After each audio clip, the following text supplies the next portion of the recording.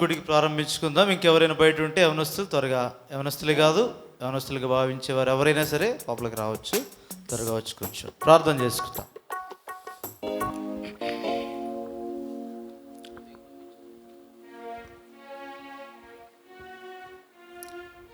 పరిశుద్ధుడు, ప్రేమగల పరలోకమందున మా తండ్రి, మహిమగల రాజా, మీకున్నతమైన శ్రేష్టమైన పరిశుద్ధ నామాన్ని బట్టి నేను స్తుతిస్తున్నాం. ఈ ప్రభు దినంలో ఉదయకాలం నుండి నీ సన్నిధిని అనుభవించుటకును, నిన్ను సేవించుటకును, నిన్ను ఆరాధించి మహిమపరిచి యోగ్యముగా నీ శరీరంలో నీ రక్తములో మీరు మాకిచ్చిన సహవాసమును బట్టి సంతోషించి పాలిభాగస్థులముగా కొనసాగటకు మీరు ఇచ్చిన ఆధిక్యతను బట్టి నేను స్తుతిస్తున్నాం. ఈ సాయంకాల సమయంలో యేసు ప్రభు ప్రార్థనా మందిరంలో స్థానికంగా ఈ ప్రత్యేకమైన యవనస్తుల కూడి కలిగినట్టు కూడా మీరు ఇచ్చిన ఆధిక్యతను బట్టి నేను స్తుతిస్తున్నాం. మా పాట మాట సమస్తము నీ మహిమార్థమైనటకు మమ్మల్ని మీ స్వాధీనంలో ఉంచుకునండి. కూడి వచ్చిన విలువైన పిల్లలను బట్టి నేను స్తుతిస్తున్నాం. ఇంకా నీ ఉద్దేశంలోని వారు మాతో జత చేయబట్టకు సహాయం చేయండి. మెటుకు ఈ సమయం మాకు ఆశీర్వాదకరంగా చేయండి. ప్రాముఖ్యముగా రక్షణ లేనివారు నిన్ను సొంత రక్షకుడు అంగీకరించి ఈ లోకంలో నీ కొరకు సాక్షులుగా జీవించుటకై తీర్మానము కలిగిండుటకు కృపనివ్వండి. రక్షణ కలిగి నీ వాక్యం ఎదుగుచున్న ఈ పిల్లలైన వారు కూడా మరింత ఎక్కువగా నీ కాడి మోయిచ్చు నీతో కలిసి కొనసాగు నిమిత్తమై స్థానిక సంఘముతో ఐక్యపరచబడి యాజక ధర్మము చొప్పున, సేవా నియమము చొప్పున, సంఘ క్రమము చొప్పున ఈ పరిశుద్ధ యాజకత్వము నిర్వహించుటకై లోకములో సాక్షులుగా నీ కొరకై క్రీస్తు పత్రికలుగా నిన్ను గుర్చిన సాక్ష్యము మోసుకొని పోయేవారుగా వారు చదువుకునే చోట్ల, వారు ఆయా బాధ్యతలు నిర్వహించే చోట, వారి విధి నిర్వహణలలో ఈ పిల్లలకు సహకారిగా ఉండి నడిపించండి. వీటికి అందుకొరకే ఈ సమయాన్ని ఆశీర్వాదకరంగా చేయమని ఈ మందిరం చుట్టూ, ఆవరణ చుట్టూ మీ కంచె కోరుచు మీ ఆత్మాభిషేకం క్రింద మమ్మల్ని నడిపించమని కృతజ్ఞతాపూర్వకంగా యేసుక్రీస్తు ప్రభు మా రక్షకుని నామమున ప్రార్థించి వేడుకొనుచున్నాము తండ్రి, ఆమేన్.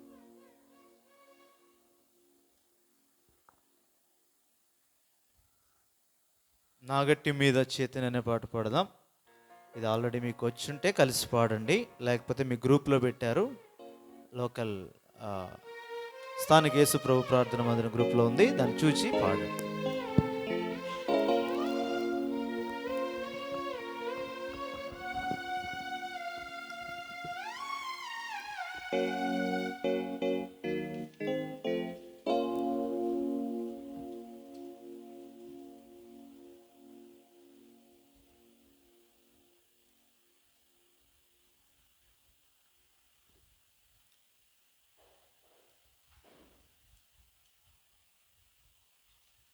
ఆల్రెడీ వచ్చా? ఎంతమందికి వచ్చి ఒకసారి చేయి చూపించండి.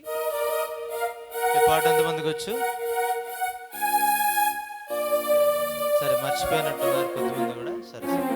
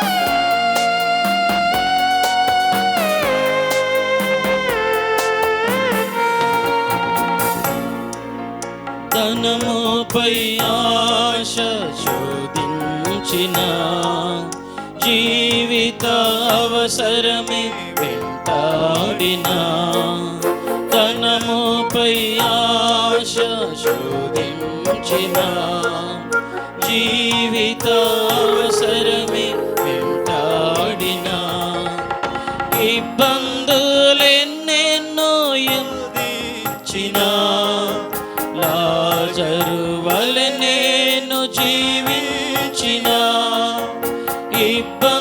ఇబ్బందులెన్నెన్నో బాధించిన లాజరు వలె నేను జీవించిన ద్రోహిని కానులే యూదాలాగా చేయనులే గెజిలాగా ద్రోహిని కానులే యూదాలాగా చేయనులే గెజిలాగా నాగటి మీద చేతిని ఉంచి వెనుక చూడను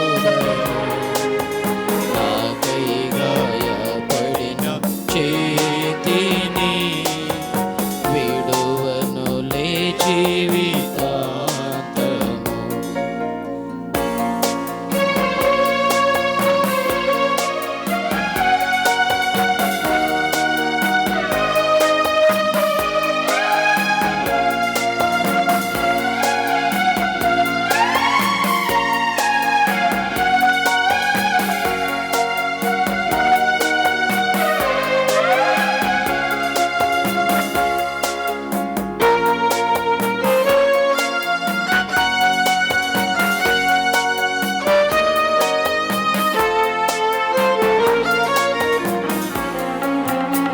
యోసేపులా శోధింపబడిన నా శరీరపు ఆశలే వలవేసిన యోసేపులా శోధింపబడిన నా శరీరపు ఆశలే వలవేసిన పాపపు కోర్కెలు వెంటాడిన పరుగెడుతానే ప్రభు చెంతకు పాపపు కోర్కెలు వెంటాడిన పరుగెడుతానే ప్రభు చెంతకు చేయనులే సంసోనులాగా పాపము చేయను దావీదులాగా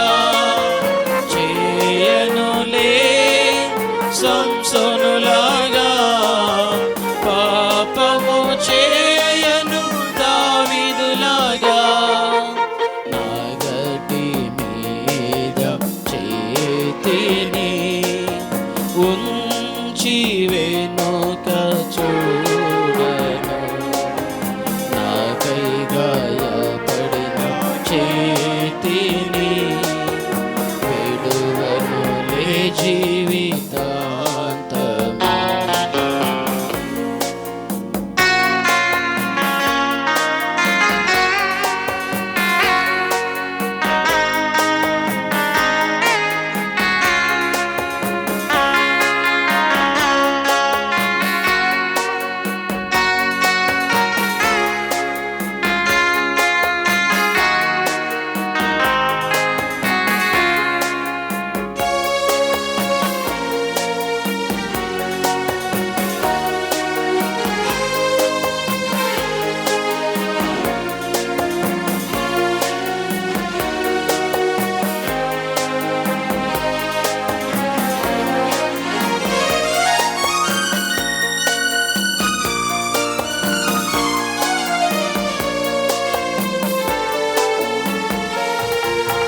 రంగుల లోకము ఆకర్షించిన ఘనత మహిమా నా ముందుంచిన రంగుల లోకము ఆకర్షించిన ఘనత మహిమా నా ముందుంచిన సుఖభోగము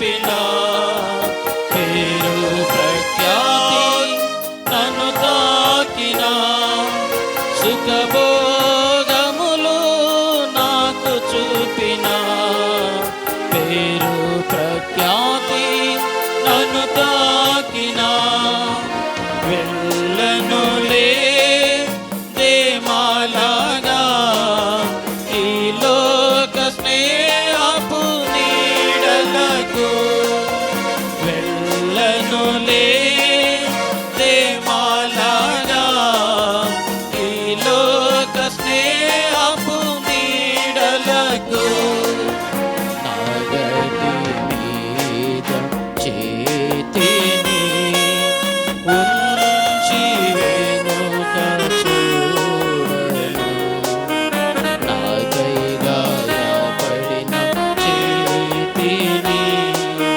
విడువనులే జీవితాంతము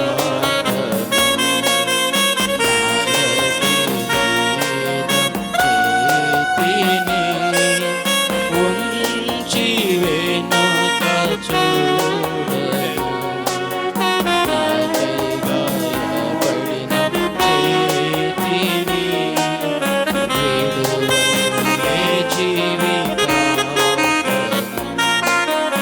అందరూ నన్ను విడచినను నన్ను నే కోల్పోయినా అందరూ నన్ను విడచినను నన్ను నే కోల్పోయినా నాగటి మీద చేతిని ఉంచి వెనుక చూడను నాకై గాయపడిన చేతిని విడువనులే జీవితాంతము నాగటి మీద చేతిని.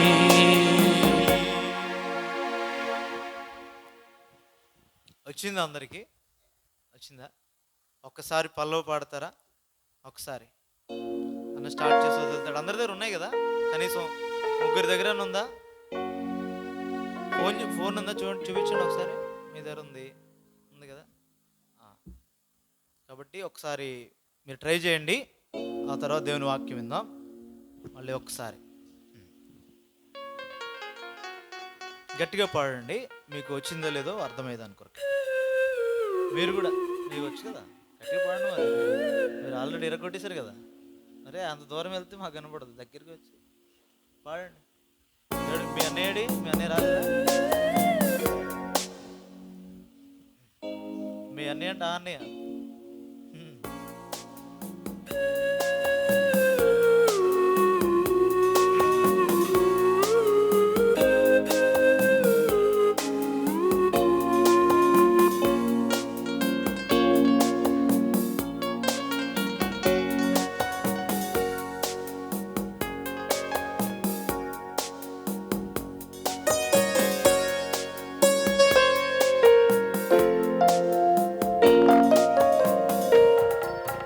నాగటి మీద చేతిని ఉంచి వెనుక చూడను నాకై గాయపడిన చేతిని గట్టిగా పాడు, గట్టిగా. విడువనులే జీవితాంతము నాగటి మీద చేతిని ఉంచి వెనుక చూడను నాకై గాయపడిన చేతిని విడువనులే జీవితాంతము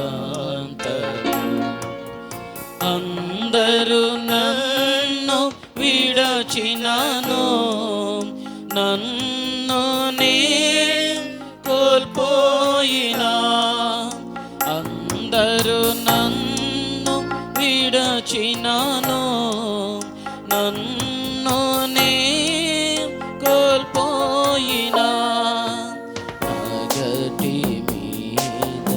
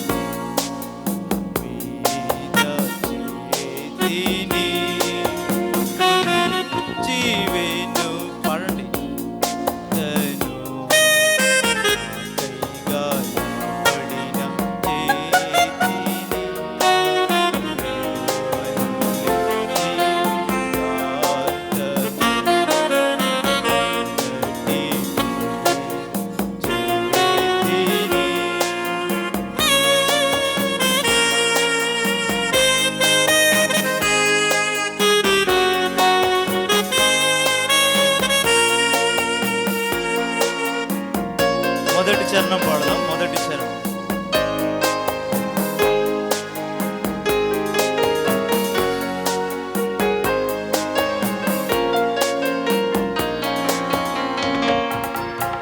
తనపై ఆశ శోధించిన జీవిత అవసరమే వెంటాడిన పాడండి.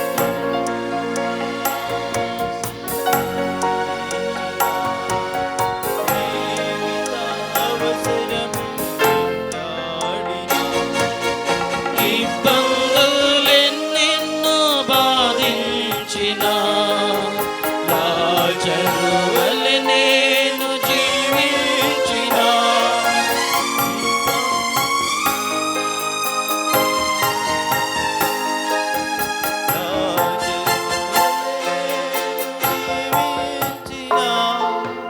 ద్రోహిణి కానులే యూదాలాగా చేయనులే యజిలాగా ద్రోహిణి కానులే యూదాలాగా చేయనులే యజిలాగా నాగటి చేతిని ఉంచి వెనుక చూడను చేతిని విడువనులే చేతిని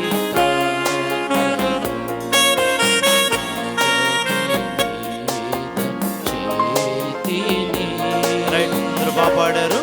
తర్వాత ఇంకా చక్కగా నేర్చుకుంటే అలాగే ఏ మాటలు అయితే ఉన్నాయో దాన్ని అర్థవంతంగా తర్వాత చూసుకొని ప్రార్థనాపూర్వకంగా పాడండి. చాలా చక్కగా ఉంటుంది దాని అర్థం కూడా. ఎప్పుడైతే మనం శోధింపబడినప్పుడు, లేదంటే పడిపోయామన్నప్పుడు, లేదంటే పనిలో ముందుకు వెళ్ళాలనుకున్నప్పుడు ఈ పాట ఎంతో ఆశీర్వాదకరంగా ముందుకు తీసుకెళ్ళే ఆ విధంగా ఉంటుంది. కాబట్టి తర్వాత దాన్ని ప్రాక్టీస్ చేసుకోండి. ఎలాగ రికార్డ్ అయింది కాబట్టి అది కూడా మనకు ఉంటుంది. దాన్ని చూసుకొని తర్వాత సమయం కొరకే మరి ఇంతటితో ఆపుతున్నాం. నేర్చుకోండి.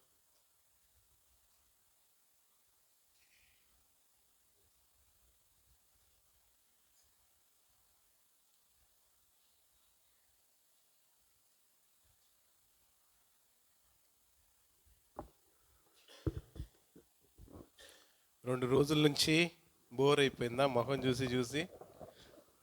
కదా, అదే కదా, 2 రోజుల నుంచి బోర్ అయిపోయిందన్నా అని అంటారా? సరే, ఏం చేస్తాం, నాకు బోర్ అవ్వలేదు. సో ఈ సాక్ష్యంతో మరి మేము కూడా వెళ్ళిపోతాం. అయితే దేవుడు ఇచ్చిన మహాకృప ఏంటంటే, దేవుడు కనికరం కలిగిన దేవుడు. ఒక మనిషికి తన జీవితంలో కొంత సమయమే ఉంటాడు. ఆ తర్వాత తన కాలం ముగించుకొని వెళ్ళిపోతాడు. ఇక మాట చెప్పనా, ఎవరైనా ఇంట్లో మాకు పిల్లలు పుట్టలేదని చెప్పొచ్చు కదా, మా ఇంట్లో పిల్లలు పుట్టలేదండి, మా తరంతో ఆగిపోయిందని చెప్పొచ్చు. కానీ మా ఇంట్లో చనిపోలేదని ఎవరు చెప్పరు. చెప్తారు ఎవరన్నా? మీ ఊళ్ళో చచ్చిపోరేమో, మా ఊళ్ళో చచ్చిపోతారు అండి, అందరు చనిపోతూ ఉంటారు కదా. అయితే బ్రతికుండేది సాక్ష్యం. Man will die but testimony never dies. Okay, మనిషి చనిపోవచ్చు కానీ సాక్ష్యం ఎప్పుడు బ్రతికే ఉంటుంది, దానికి మరణం లేదు. ఇప్పుడు నేనున్నాను, మా డాడీ చనిపోయారు, మా తాత చనిపోయారు, అంతబట్టి మా తాత గురించి నాకు బాగా తెలుసు కాబట్టి తాత బట్టి అన్నీ చెప్పగలను. ఆయన సాక్ష్యం ఇంకా బ్రతికే ఉంది. సో అదేవిధంగా ఇదేనా సాక్ష్యము ఏంటంట, ఈ సాక్ష్యము ఎలా ఉండాలి అంటే, బుక్కవని తైలంలో ఒక చచ్చి నీగబడితే ఏమవుతుందంట? ఏమవుతుంది చెప్పండి? పాడైపోద్దా? అలానే ఉంటుందా? పాడైపోద్ది కదా, చెడ్డ వాసన వస్తుంది. సో కాబట్టి తైలం మంచిదే, మనం మంచి వాళ్ళమే, కానీ ఒక చిన్న చచ్చి నీగబడుతుంది అంతే, ఫినిష్. మనం మారిపోయినా, బాగుర్తుపెట్టు, మనం మారినా, మన మనసు మారినా, మనకు అలవాట్లు మారినా, మనకున్న మత్స ఉంది చూడండి సాక్ష్యం మీద, అది తొలగిపోవటం చాలా కష్టం. Being a bad person, it will take 1 minute. To become a good person, to take years together. అంతేనా? మనిషికి చెడ్డవాడు వీడని చెప్పడానికి 1 నిమిషం చాలు కదా. కానీ వాడు అదే మంచివాడు అనిపించుకుంటానికి సంవత్సరాలు గడిచిపోయినా అతగాడు మంచివాడు అవడానికి చాలా టైం పడుతుంది. సో సాక్ష్యం చెప్పి నేను కూడా అటువంటి వాడినే. సో ఒక మాట చదువుకొని మనము సాక్ష్యం చెప్పుకుంటాం. ఈ సమయంలో ఒక మాట చదువుతాను.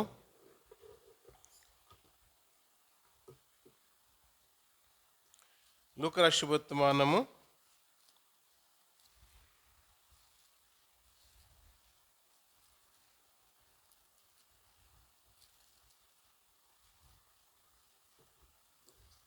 15వ అధ్యాయం 11వ వచనం.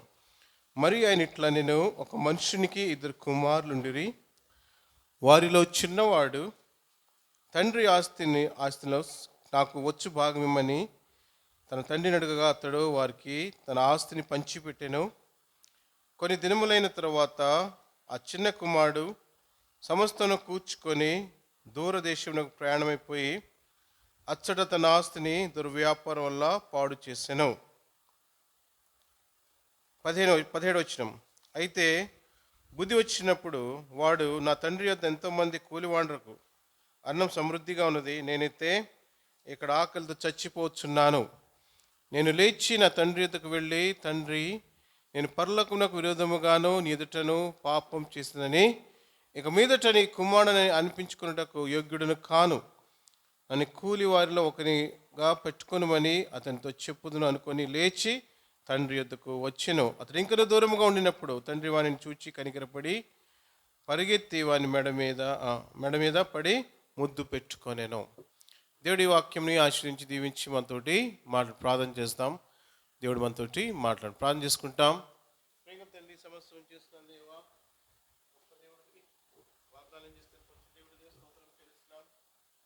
మీరున్నవాడివి అన్నవాడివి జీవించిన స్తోత్రం చెల్లిస్తున్నాను దేవా.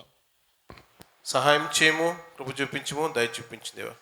చక్కటి మాటలు దయచింది దేవా. నేను మాట్లాడితే అర్థం కాకపోవచ్చు, మీరు మాట్లాడండి ప్రభా. సహాయం చేయండి. అన్ని విషయాలు ప్రార్థన చేస్తుంది దేవా. నా మాటలు వద్దు ప్రభా. ఏ మాట తర్వాత ఏ మాట చెప్పాలో పరిశుద్ధాత్మదేవా మీరు నన్ను మరుగు చేసి దయచింది. దుష్ట దౌర్భాగ్యాన్ని క్షమించము, కృప జ్ఞాపకం చేసుకో సాయించము. కనికరాన్ని కోరుకుంటూ సాయిస్తాను. నేను నాకు ఇచ్చిన సమయంలో ప్రభా త్వరగా కంప్లీట్ చేసుకుంటూ సాయించండి. కనికరాన్ని కోరుకుంటూ స్తోత్రం చెల్లిస్తూ ప్రభా ఒక ఆత్మలను మీరు దయచేస్తారని ఆ నిమిత్తమే ప్రభా ఇక్కడ నీ దాసుని ఇక్కడ ఆగి ఉన్నాను ప్రభా. సాయం చేయండి ప్రభా. మీరే నన్ను ఆప్ చేస్తారు ప్రభా. ఎవరికో సాక్షి వినిపించిన ఆశ ఉన్నది, కృప చూపించిన సాయం క్షేమాన్ని దయచేయండి. ఆశకల్పన తృప్తిపరిచే దేవుడు దేవా, నాకు ఆశను ప్రభా సాయం చేయం. పరలోక మన్నాన్ని దయచేయండి కోవచ్చు. త్వరలో రాను ఇచ్చినాం తండ్రి, ఆమేన్.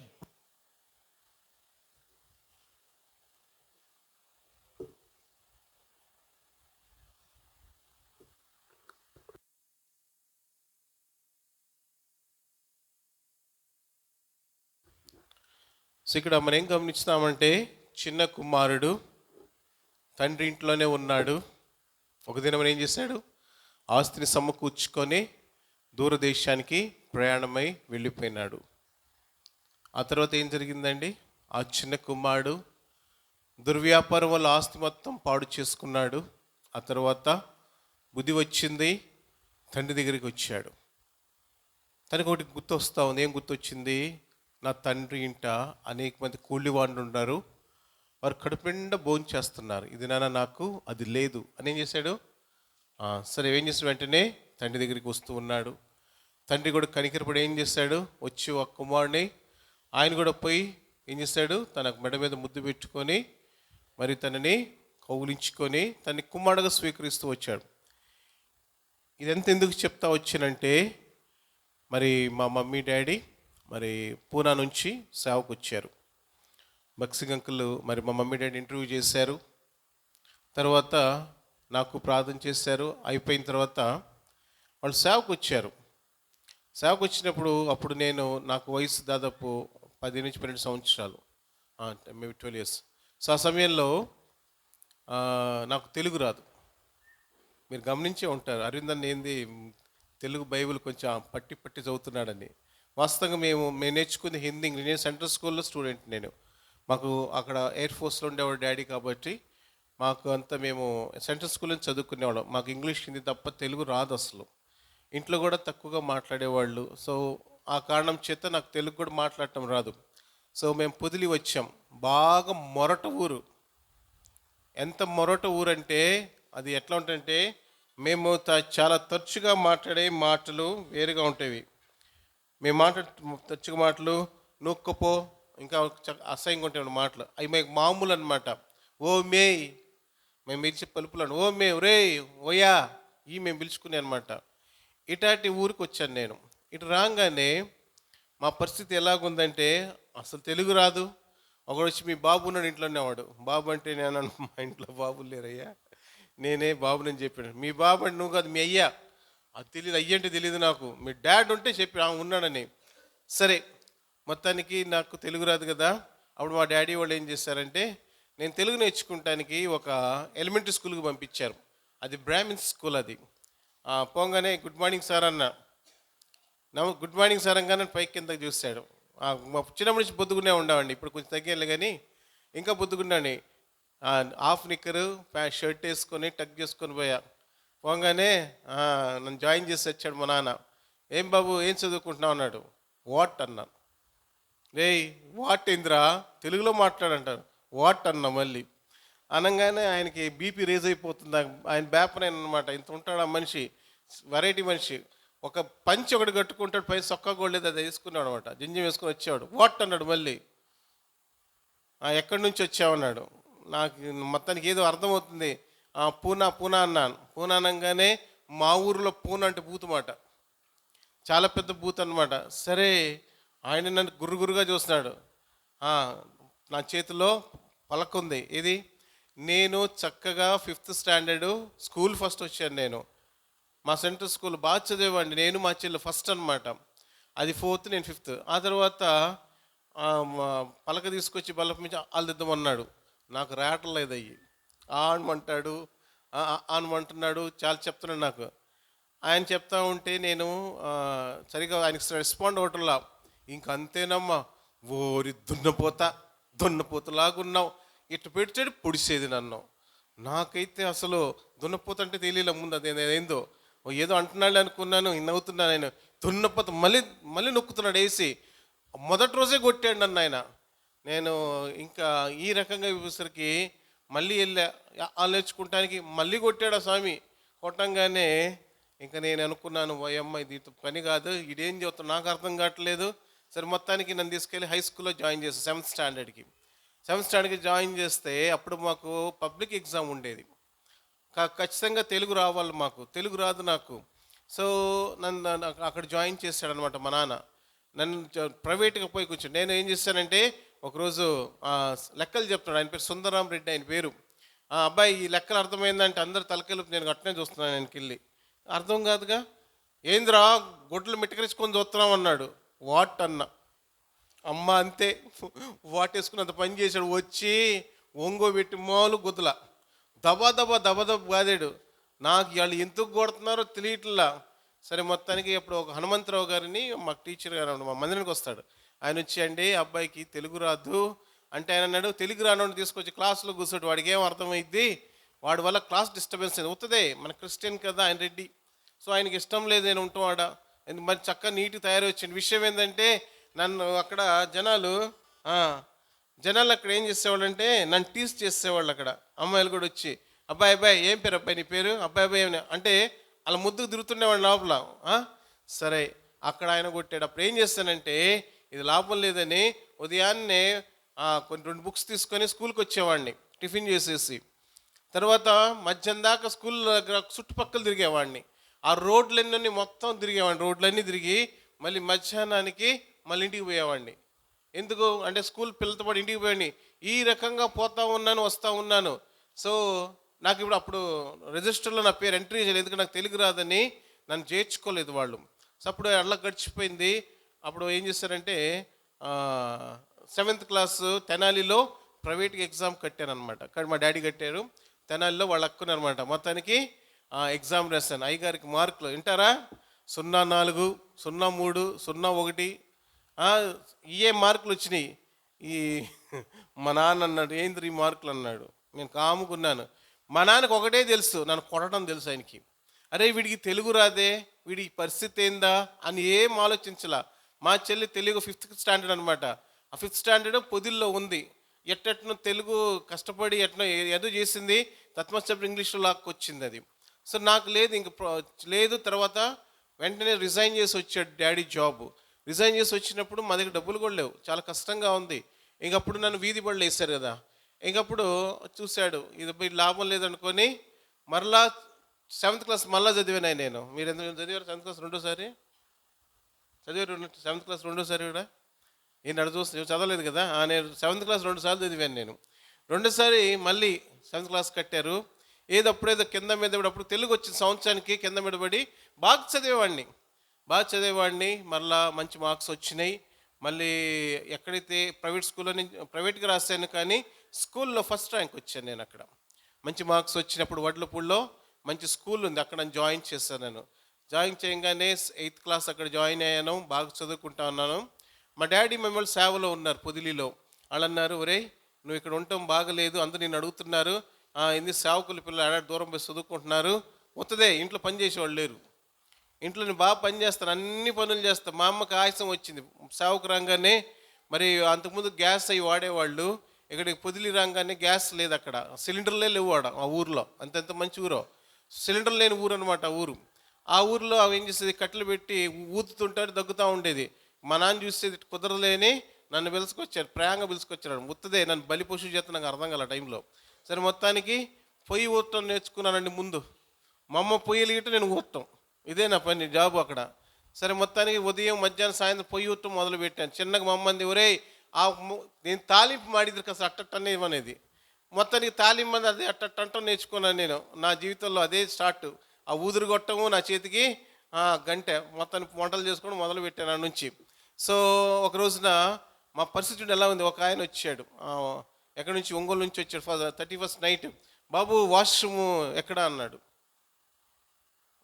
నాకు అర్థం కాల. మాకుంది ఒకే ఒక రూము, ఏది మందిరంలో ఒకటే ఉంటుంది, వెనక్కి ముందేమో మందిరం, వెనకేమో వంట. నేను చూసి మా చెల్లిని అడిగా, మా దానికి నేను అడిగి ఏంది ఆయన వాష్రూమ్ అంటున్నాడంటే, అన్న బాత్రూమ్ వస్తుందంటే, ఓహో అదే, నేను బయటికి తీసిపోయి దిస్ బిగ్ వాష్రూమ్ అని చూపించా. ఏది మాదే లాస్ట్ చర్చి, ఆ వెనకాల ఇంకేం ఉండవు, ఇంకా బిగ్ వాష్రూమ్ అన్నా. ఆయన కింద పడి మీద పడి నవ్వి, నువ్వు సామాన్యుడు కాదు నువ్వు అన్నాడు. అంటే అంత పేదరికం అనమాట. సో అది అయిపోయింది. ఒకరోజు ఏమైందంటే, నా పరిస్థితి చెప్తాను, నేను తెలుగు రాదుగా. తెలుగు సరే ఒక రోజున మా సిస్టర్స్ ఉంటారు కదా, సిస్టర్స్ కొంతమంది మంచోళ్ళు ఉంటారు, కొంతమంది మళ్ళీ తాడ తీసారు, కొంతమంది ఉంటారు. వాళ్ళు 2 సిస్టర్స్ వచ్చి, ఏందండి మా నాన్నతోటి, ఏందండి మీ అబ్బాయి అసలు పలకరించడు, వందనాలు చెప్పడు, ఏంది అన్నాడు. మా నాన్న పిలిచి తగ్గొట్టాడు అన్ను. కొట్టంగానే ఏం చేస్తాం, కొట్టించుకోవటం మనకు తెలిసింది అంతే. కొట్టిన ఆయన మరుసటి రోజు వాళ్ళు చెమ్ము తీసుకుని పోతున్నారు. చెమ్ము తీసుకుని పోతుంటే ప్రేజలాడు చెప్పి ఎక్కడికి పోతున్నారన్నా నేను. అబ్బా అది నాకు తప్పని తెలియదు. వాళ్ళు మళ్ళీ వచ్చి మా నాన్న చెప్పారు, వాడు మీ అడిగి ఎంత ఎటకారం, మేము పోతుంటే నన్ను పిలిచి ఎక్కడికి వెళ్తున్నాను అంటారు వీడు అంటే, మన మళ్ళీ కొట్టాడు నన్ను. అరే అబ్బా పలకరిపోతే కొట్టే, పలకరించి అంటే నా మైండ్ అంతా ఎలా అయిపోయిందంటే, అసలు ఎందుకు కొడుతున్నాను అర్థం కావట్లేదు, కొట్టించుకుంటున్నాను, భయంకరంగా ఉంది పరిస్థితి. ఇంకా చెప్పాలంటే ఇంట్లో పేదరికం తాండవిస్తుంది. మా డాడీ వాళ్ళ దగ్గర ఏం చేస్తామంటే, డబ్బులు ఉన్నంతప్పటికి సేవకుడికి ఇచ్చేసేవాళ్ళు. వాళ్ళు ఉన్న డబ్బులు సేవకు వాడండి అన్న ఇలా చెప్పేవాళ్ళు అనమాట. అలాగే సేవకు వాడుతుండేవాళ్ళు అనమాట. సో ఇంకా ఇంకేం డబ్బులు లేవు అంటే, డబ్బులు రావాల్సి ఉంది, ఇంక రాలేదన్నమాట. సరే ఇంకా 7th క్లాస్ 8th క్లాస్ అట్లా అయిపోయిన తర్వాత 9th 10th క్లాస్లో ఇంకా అయ్యగారికి కాస్త పెద్దోడు అయిపోయాం కదా, చిన్నప్పటి నుంచి లావుకునేవాడు కదా, నన్ను అందరూ కలిసి లీడర్ని చేయాలనుకున్నారు. స్కూల్లో లీడర్, ఎస్పీఎల్ అనమాట, స్కూల్ పీపుల్ లీడర్. ఇప్పుడు లేవు అవన్నీ. అప్పుడు లీడర్ని చేయాలంటే అప్పుడేంటి, ఎవరు ఎక్కువ మందిని కొడితే వాళ్ళు లీడర్ అనమాట. చూడండి అట్టుండేదో. చదివితే లీడర్ కాదు, ఎవరు ఎక్కువ మందిని కొడితే లీడర్ అనమాట. సరే మొత్తాన్ని నేను బాగా లావుకునేవాడిని. కబడ్డీ ఎట్ట ఆడేవాడిని అంటే, అటుపక్క కోట్లో మొత్తం లాక్కొచ్చేవాడిని, అటు వచ్చేవాడిని నేను అసలు మొత్తం లాక్కొచ్చేవాడిని. ఎంత పొగరుగుండేవాడిని అనమాట నేను లోపల. సో ఎందుకు, మా నాన్న కొట్టేవాడు కదా, ఈ కొట్టిన కొట్టులంత క్రోధంతో కక్షతో ఉండేవాడిని అనమాట. ఎవడన్నా ఏదైనా మాట్లాడితే రెండో మాట కొట్టేసేవాడిని మీద పడి. వీటికి వాళ్ళకి అర్థం కాదు, ఏంటి ఇట్ట కొడుతున్నాడు, ఎందుకు కొడుతున్నాడు, వాడికి అర్థం కాదు. ఈ రకంగా పిచ్చి పిచ్చిగా అయిపోతా ఉన్నాను నేను. కోపము, ద్వేషము, ఆకలి బాధ, పేదరికం అన్నీ కలిసి వచ్చినాయి. సో తర్వాత 10th క్లాస్ అయిపోయింది. 10th క్లాస్లో అయ్యగారు హిందీ, మేము వచ్చింది హిందీ దేశం నుంచి కదా, మాకు అప్పుడు ఎంత 20 కాదు 30కో ఎంతకు మార్కులు నాకు గుర్తులేదు, పాస్ అన్నాడు. 20 మార్కులు పాస్ మేము హిందీ. సో ఈ తిరగదిప్పి రాసినా కూడా పాస్ అయ్యేవాళ్ళు. హిందీ పేపర్ అంతా తిరగదిప్పే రాసేది మేము అప్పట్లో. సో నిజంగా ఎట్లా అంటే మాకు అప్పుడు మా పరిస్థితి ఎలాగుండేదంటే, హిందీ పేపర్కి మాకు ఆన్సర్లు ఇసిరేసేవారు ఎక్కడ రూముల్లో. మీకు లేవులే ఎన్ని. మాకు హిందీ వచ్చేది, వాళ్ళకి హిందీ వచ్చేది కాదు. వాళ్ళకి ఏం చేసేవాళ్ళు అంటే ఆన్సర్ పేపర్లు ఇసిరేస్తే క్వశ్చన్కి ఆన్సర్లు రాసేవాళ్ళు. అప్పుడు కూడా వాళ్ళు అడిగేవాడన్నా, ఇసిరేసినాడు వరే ఇంతకు ఈ క్వశ్చన్ ఏంది ఆన్సర్ అని అడిగేవాళ్ళు జనాలు. అంత భయంకర పరిస్థితి. అంటే అంత వెనకబడిన ఊర్లు అన్నమాట అమ్మాయి, రాళ్ళు తప్పితే ఏం కనపడ ఆ ఊళ్ళల్లో. సరే నేను హిందీలో చక్కగా ఎగ్జామ్ రాశాను నేను. ఆ ఎదవలు ఏం చేశారు, 18 మార్కులు వేసారు వాళ్ళు. అంటే ఈ ఊరిలో 81 మార్కులు నాకు వస్తే వాడు 18 మార్కులు వేసి పంపించాడండి వాడు నాకు. మా అమ్మ నా సొక్కా పట్టుకొని నువ్వు చదివామంటారా అంటది. మా అమ్మ ఫుల్ రెబల్, నాకు పని చేయించుకుని సేపు చేసుకుంటుంది. కాస్త అటు ఇటు అయిందంటే మా నాన్నకి పోయి ఇది పోయినసారి కొట్టిని అంతకుముందుసారి కొట్టి మొత్తం కలిపి చెప్పేది. తగ్గొట్టేవాడు మా నాయన. మరి మా అమ్మ చూస్తూ ఉంటుంది మాకు పడాలి ఇడుగని. సరే హిందీ పోయేసరికి మా అమ్మ పోయి, ఏంది పోయా నీకు హిందీ పోయింది ఏంద్రా నీకు, అది చదువుతున్నా తత్మా సబ్జెక్టులు పాస్ అయింది అడగలా, హిందీ పోయింది కూడా తాడు తీశారు. సరే మొత్తానికి ఏం చేసాం, మళ్ళీ 10th క్లాస్ డుంబా, మళ్ళీ మొత్తానికి ఎగ్జామ్ చదవకుండా రాస్తే 76 మార్కులు వచ్చినాయండి. చదవలేదు అసలు, 76 మార్కులు వచ్చింది. సరే అయిపోయిన తర్వాత ఇప్పుడు నేను చెప్పాను కదా, మా అమ్మని మా నాన్న కొట్టాడు రాత్రి అని. ఇది మా నాన్న డాక్టర్ అవ్వాలి నేను అని మా అమ్మంది. మా నాన్న అన్నాడు వాడు సేవకుడు అవ్వాలన్నాడు మా నాయన. ఆ కాడంచితో ఒక దెబ్బ వేసాడు మా అమ్మని. 10th క్లాస్ కాగానే మా నాన్న దగ్గర మళ్ళీ ఆడవాళ్ళు మంచివాళ్ళు కదా, మళ్ళీ చిన్నగా ఇటు అంది, ఏమండి మనవాడిని డాక్టర్ని చేద్దామండి అంది. మా నాన్న అరిశాడు, నరుసుకో అన్నాడు. అయినా ఇంట్లో ఏమండి వాడు బాగా చదువుతాడండి, మనమే వాడు సరిగ్గా చదివించలేకపోయాం, వాడిని చదివిద్దామండి. సరే ఏసీ కాలేజీలో అయ్యగారు జాయిన్ అయ్యారు, గుంటూరు ఏసీ కాలేజు. నాకు తెలియదండి ఆ కాలేజీ నా జీవితం మారిపోయిందని, ఒక ఐడియా జీవితాన్ని చేంజ్ చేసినట్టు ఏసీ కాలేజ్ నా జీవితాన్ని మార్చిద్దని అనుకోలే. సరే ఏం జరిగిందనంటే ఇంటర్మీడియట్ ఫస్ట్ ఇయర్ జాయిన్ అయ్యాను. చాలా మంచివాడిని నేను. అంతకుముందే బాప్టిసం తీసుకున్నాను. ఇంకా మా మమ్మీ డాడీ అనుకున్నా ఇంకేం పర్లేదు, రాజముద్ర పడింది వాడి మీద, వాడు బాగుంటాడు దేవుళ్ళు అని అనుకున్నారు వాళ్ళు పాపం. నేను కూడా చక్కగా ప్రతి ఆదివారం మందిరానికి వెళ్ళేవాడిని. చాలా బాగుంది. అప్పుడు ఏమైందంటే మాకు కంపల్సరీ ట్యూషన్కి డబ్బులు కట్టాలా, 400 రూపాయలు సంవత్సరానికి ఫీజు. ఏది ట్యూషన్కి. ఆ 400 లేవు. మా నాన్న డబ్బులు ఇవ్వమంటే మా నాన్న రే ప్రార్థన చేయరా అనేవాడు. ఏమన్నాడు, ప్రార్థన చేయరా అనేవాడు. ఇది ఆడ కూడా ఫీజుకి డబ్బులు పెడితే ప్రార్థన చేయమంటాడు అనుకొని సరే మొత్తానికి 2-3 నెలలు పోయాం. ఆ తర్వాత మరలా పాత రోజులు వచ్చింది నా జీవితంలోకి. ట్యూషన్కి పోతే ఆ లోపల నుంచి తిట్టారు, రే who is that stupid fellow get out అనేవాడు ఆయన. ప్రతిసారి అట్టే తిట్టేవాడు మమ్మల్ని. ఫీజు కట్టుకునేవాడు వస్తే ఇంకా అమ్మాయిల దగ్గర ఉంటే అబ్బాయిలు మరీ ఎక్కువ కదా, సిగ్గుపోయేది. సరే మొత్తానికి ఉదయాన్నే సైకిల్ వేసుకొని పోయేవాడిని, ట్యూషన్ తిరిగి వచ్చి ఇంటికి పోయేవాడిని. ఇక్కడ గుంటూరులో హాస్టల్కి వెళ్ళేవాడిని. ఈ రకంగా నా చదువు మళ్ళా కుంటుపడతా వచ్చింది. మొత్తానికి ఫస్ట్ ఇయర్ అది పాస్ అయ్యాము. తర్వాత ఫస్ట్ ఇయర్ కూడా పాస్ కాల, వినండి, ఆ ఫస్ట్ ఇయర్ పాస్ కాల, మార్కులు వచ్చినాయి. మార్కులు రాగానే మరి మా మామ అడిగాడు, ఏనా మార్క్స్ వచ్చినాయిరా అన్నాడు. అవును మార్క్స్ వచ్చినాయి అన్నా. రాగానే ఎంత వచ్చినాయి అంటేను టోటల్లో కూడా చెప్పా, ఏదో నోటికి వచ్చిన తోళ్ళు చెప్పాను. చెప్పంగానే పక్కన ఇప్పుడు వైస్ ఛాన్సలర్ గారు ఉన్నారు, ఇప్పుడు రామిరెడ్డి గారని మన ఇక్కడ నాగార్జున యూనివర్సిటీలో మా మామ ఫ్రెండు, నాకు కూడా ఫ్రెండ్ లేండి. సో ఆయన టోటల్ చెప్పాడు. చెప్పంగానే కెమిస్ట్రీ ఎంత, ఫిజిక్స్ ఎంత నడుతుంది, బైపీసీ కదా అన్నీ చెప్పాను. ఆయన జగజ్జంత్రి, ఆయన అన్నీ కూడాడు. నేను చెప్పిన మార్కులన్నీ మనకు నోటుకు వచ్చినాయి కదా. ఈ టోటల్ మార్కులు ఈ మార్కులకి చాలా తేడా వచ్చింది. రాగానే రే రాజు, మా మామని, రాజు ఈడేం తప్పు చెబుతున్నాడు, ఏసీ కాలేజీకి వెళ్దాం పా అన్నాడు. వాళ్ళిద్దరు కలిసి నేను లేనప్పుడు పోయి మార్కులు చూస్తే ఏది మళ్ళీ అయ్యే మార్కులు 04, 05. మా మామ అంటాడు, ఆయన డాక్టర్ గారు పిఠాపురంలో, ఏమండి ఇది మా వాడు మార్కులు కాదండి, మంచి మార్కులు వచ్చినాయి. ఏం పరిస్థితి అంటే అరవింద్ బెంజమిన్ అరవింద్ బెంజమిన్ అనే రిపోర్ట్ కార్డు అంటాడు ఆయన. చూస్తే 02 04 05 ఏంది ఇది ఫోన్ నంబర్ లాగా ఉంది అన్నాడు ఆయన. ఆ రకంగా మళ్ళీ పోయా. తర్వాత ఎట్టో కష్టపడి కంపార్ట్మెంట్ రాసుకున్నాను. ఇంటర్మీడియట్ సెకండ్ ఇయర్కి వచ్చేసరికి నేను ఎలా అయిపోయానంటే, డబ్బులు లేవు, అన్నానికి డబ్బులు లేవు, ఫీజు మెస్కి బిల్లులు లేవు, చాలా కష్టాలు స్టార్ట్ అయిపోయినాయి. నాకు ఇంకా ఆకలి, కోపం మా నాన్న మీద. ఎప్పుడు డబ్బులు పంపించమని పంపాడు. 400 డబ్బులు ఇవ్వమంటే 100 రూపాయలు పంపించేవాడు. 100 పంపించేవాడు. డాడీ నీ 100 రూపాయలతో నేను ఏం చేయాలంటేనో ప్రార్థన చేయనేవాడు. ఇది ఒక్కటే మాట చెప్పేవాడు ఆయన. నాకు అసలు ఏం చేయాలి అర్థం, మెంటల్ ఎక్కిపోయేది. ఈ నేంద్రబాబు ప్రార్థన చేయమంటాడు ఈ మనిషిని. సరే ఇలాగ అయిపోయిన తర్వాత సెకండ్ ఇయర్కి వచ్చేసరికి బాగా ఫ్రెండ్స్ ఎక్కువైపోయారు. ఎటువంటి ఈ అమ్మాయిలు చాలామంది ఊరుకోరు. ఈ అమ్మాయిలు చాలా మంచివాళ్ళు. ఏసీ కాలేజీలో అమ్మాయిలు ఏం చేసేవాళ్ళంటే, మా మగపిల్లందరూ సిగరెట్లు తాత రౌండ్లు వదిలేవాళ్ళు. అమ్మాయిల ముందు అది ఫ్యాషన్. ఓ చప్పట్లు కొట్టేవాళ్ళు వాళ్ళు. నాకు వచ్చేది కాదు. సరే మొత్తానికి ఒక అమ్మాయి వచ్చి, హే బెంచి you don't how to smoke అంది. నో అన్న. హే సిగరెట్ కూడా తాకని రాదా అన్న.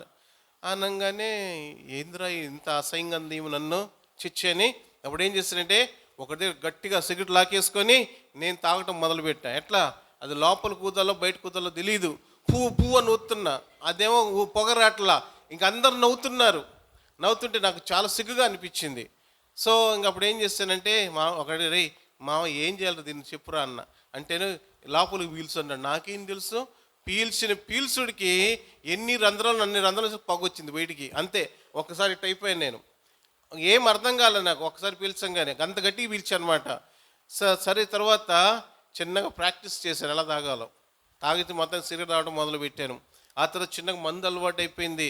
ఇంక ఈ తర్వాత ఈ పిల్లలు గమ్ముకుంటారుగా, ఏ బెంచి సినిమాకి తీసుకెళ్ళి బెంచి అనేది. నేను చాలా మంచివాడిని.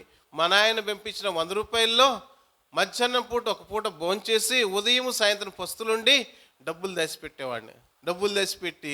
వాళ్ళ సినిమా తీసుకుపోయి వాళ్ళు పాప్కార్న్ కొని ఇచ్చేవాడిని. నన్ను తిన్ను ఇప్పుడే తినొచ్చే ఉత్తదే కడుపు కాలుతుంటుంది లోపల. ఏముండేది అంటే ఫ్యాషన్. తర్వాత ఈ జుట్టు ఎడదాకా జులిపాలు ఇట్టనే వాడు అనమాట. ఇట్ట అనుకుంటా ఇట్ట అనుకుంటా అంటే అదొక ఇది అంటే అది చెప్పలేని ఇదనమాట, ఒక రౌడీజం లాగా. అప్పుడు ఆ టైంలో ఆల్ఫన్స్ అని మంచి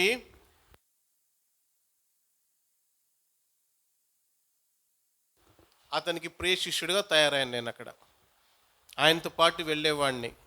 దేనికి? వేయటానికి. నా బ్యాగ్లో ఒక పిడి ఉండేది. పిడి అంటే కత్తి అంటారు, ఇంత ఉంటుంది. షోల్డర్ బ్యాగ్, ఒక బుక్ ఉంటుంది అంతే. అది తీసుకొని నేను వెళ్ళేవాడిని అనమాట. రే బెంజా అంటే వేసే ఐటమే. అక్కడ కాళ్ళకి చేతులకి వేసేవాళ్ళం, పొట్టల మీద వేసేవాళ్ళం కాదులే. ఆ రకంగా క్రూరంగా, ఎంత నవ్వుతున్నాను కదా, అంత క్రూరాతి క్రూడాలు ఇంకొకడు ఉన్నాడు. ఆ రకంగా వెళ్ళిపోయేవాడిని. చక్కగా షూ గీసి టక్ చేసిపోయేవాడిని. ఎంత అంటే ఈ నాలో అణువున కోపం ఉన్నది. పేదరికం ద్వారా ఇంట్లో వాళ్ళు సరిగ్గా నాకు ఏం డబ్బులు ఇవ్వలేదు, ఈ రకంగా ఉన్నాను. ఆ రకంగా అయిపోయింది. ఇంటర్మీడియట్ మరలా ఫెయిల్ అయిపోయాను. ఫెయిల్ అయిన తర్వాత ఇంటికి వెళ్తే మా నాన్న మీరు చూడలేదు, నా మీద ఇంకొక ఇంత ఉంటాడు ఆయన. మా నాయన మంచి హైట్ వెయిట్ ఆఫీసర్ కదా. ఆడికి పోతే మళ్ళీ ఆయన కొడతాడేమో, ఎందుకు వచ్చిన గొడవలు ఆయన చేత తన్నించుకోవడం అని ఇప్పుడు ఎట్టు రౌడీ షీటర్ని అయిపోయాను నేను. బాగా ఎక్కడ పడితే అక్కడ పేరు వినిపిస్తుంది, బెంజా అని పిలుస్తున్నారు అందరు జనాలు. సో ఈ రకంగా బెంజా అని పిలుస్తున్నారు. ఆల్రెడీ ఈ పోట్లు వేయటం వచ్చేసింది. ఇంకనుకున్నాను. ఒకరోజు పారిపోయాను ఇంట్లో నుంచి. ఇంకా పారిపోయిన తర్వాత ఒక 15 రోజులు అయిపోయింది ఇంట్లో నుంచి పారిపోయాను. పారిపోయిన తర్వాత నేను మరి నా యొక్క వాక్కు చాతుర్యం ఇంకోటి తెలియదు. ప్రతి చుట్టాలింటికి పోయేవాడిని. పోయేటప్పుడు వాళ్ళ ఇంటికి ఏదో పళ్ళు తీసుకుని పోయేవాడిని. వాళ్ళు ఏమనుకునేవాళ్ళు, చుట్టానికి వచ్చేళ్ళు అనుకునేవాళ్ళు. వాళ్ళు ఏం చేస్తారు, బాగా చూసి 2-3 రోజులు భోగి పెట్టి, అప్పుడు ఫోన్లు ఉండేవి కాదు కదా, అక్కడి నుంచి వాళ్ళు కూడా 100-200 చేతులు పెట్టి అది తీసుకుని ఇంకొక ఇంటికి పోయేవాడిని. ఆడకపోతే ఇంకొక పళ్ళు తీసుకుపోయాను. తెలివి చాలా పెరిగింది అప్పుడు. సరే మొత్తానికి మేనేజ్ చేశాను. ఒక 5 డే అనుకున్నాను. ఇంకా ఇది వద్దురా, ఒక కొత్త లైఫ్ జీవించాలనుకున్నా. రాత్రి కోనార్క్ ఎక్స్ప్రెస్ విజయవాడలో దాదాపు 1 గంట వస్తుంది అనమాట. బాంబే వెళ్ళాలి. ఎందుకు బాంబే వెళ్ళాలి తెలుసా?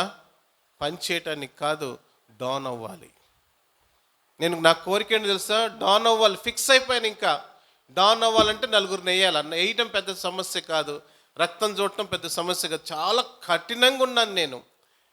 చంపటం ఎంతసేపు, పొడవటం ఎంతసేపు, సో డౌన్ అయిపోవాలా అని తీర్మానం చేసుకుని బాంబే వెళ్ళిపోతున్నాను ఇంక నేను. ఆ నైట్కి ఒక ఇద్దరు మనుషులు వచ్చారు 10 ప్రాంతాన. వాళ్ళు ఎవరంటే మా అమ్మ తమ్ముడు, ఆయన డాక్టర్ రాజు, ఆయన ఓంకార్ అని మా యొక్క బాబాయ్ అనమాట. ఇద్దరు బండేసుకుని వచ్చారు. వాళ్ళు రాగానే ఆ ఇంట్లో నుంచి వెనక నుంచి దారి లేదు పారిపోవడానికి. వాళ్ళని చూడంగానే పారిపోదని ఆలోచించాను. రే ఆగురా అన్నాడు మా మామ. మీ అమ్మకు ఒంట్లో బాగాలేదు, సీరియస్గా ఉందన్న. అమ్మానంగా నింపడంగానే ఆగిపోయినా నేను, లేకపోతే వెళ్ళి పారిపోయి ఉన్నారు. అమ్మకు బాగాలేదురా, సీరియస్గా ఉందన్నాడు. అమ్మ అంటే ఇష్టం చాలా. అమ్మ మాట వినంగానే ఇంకా నేనేం చేశానంటే, సరే అమ్మ బాగాలేదు కదా, మరి అమ్మ చావు బ్రతుకుల్లో ఉందని చెప్పాడు. అనగానే నేనేం చేశాను, ఆ బండి ఎక్కించుకొని నన్ను ఇంటికి తీసుకొచ్చి వదిలిపెట్టాడు. చూడంగానే మా నాన్న గేట్లోనే ఉన్నాడు.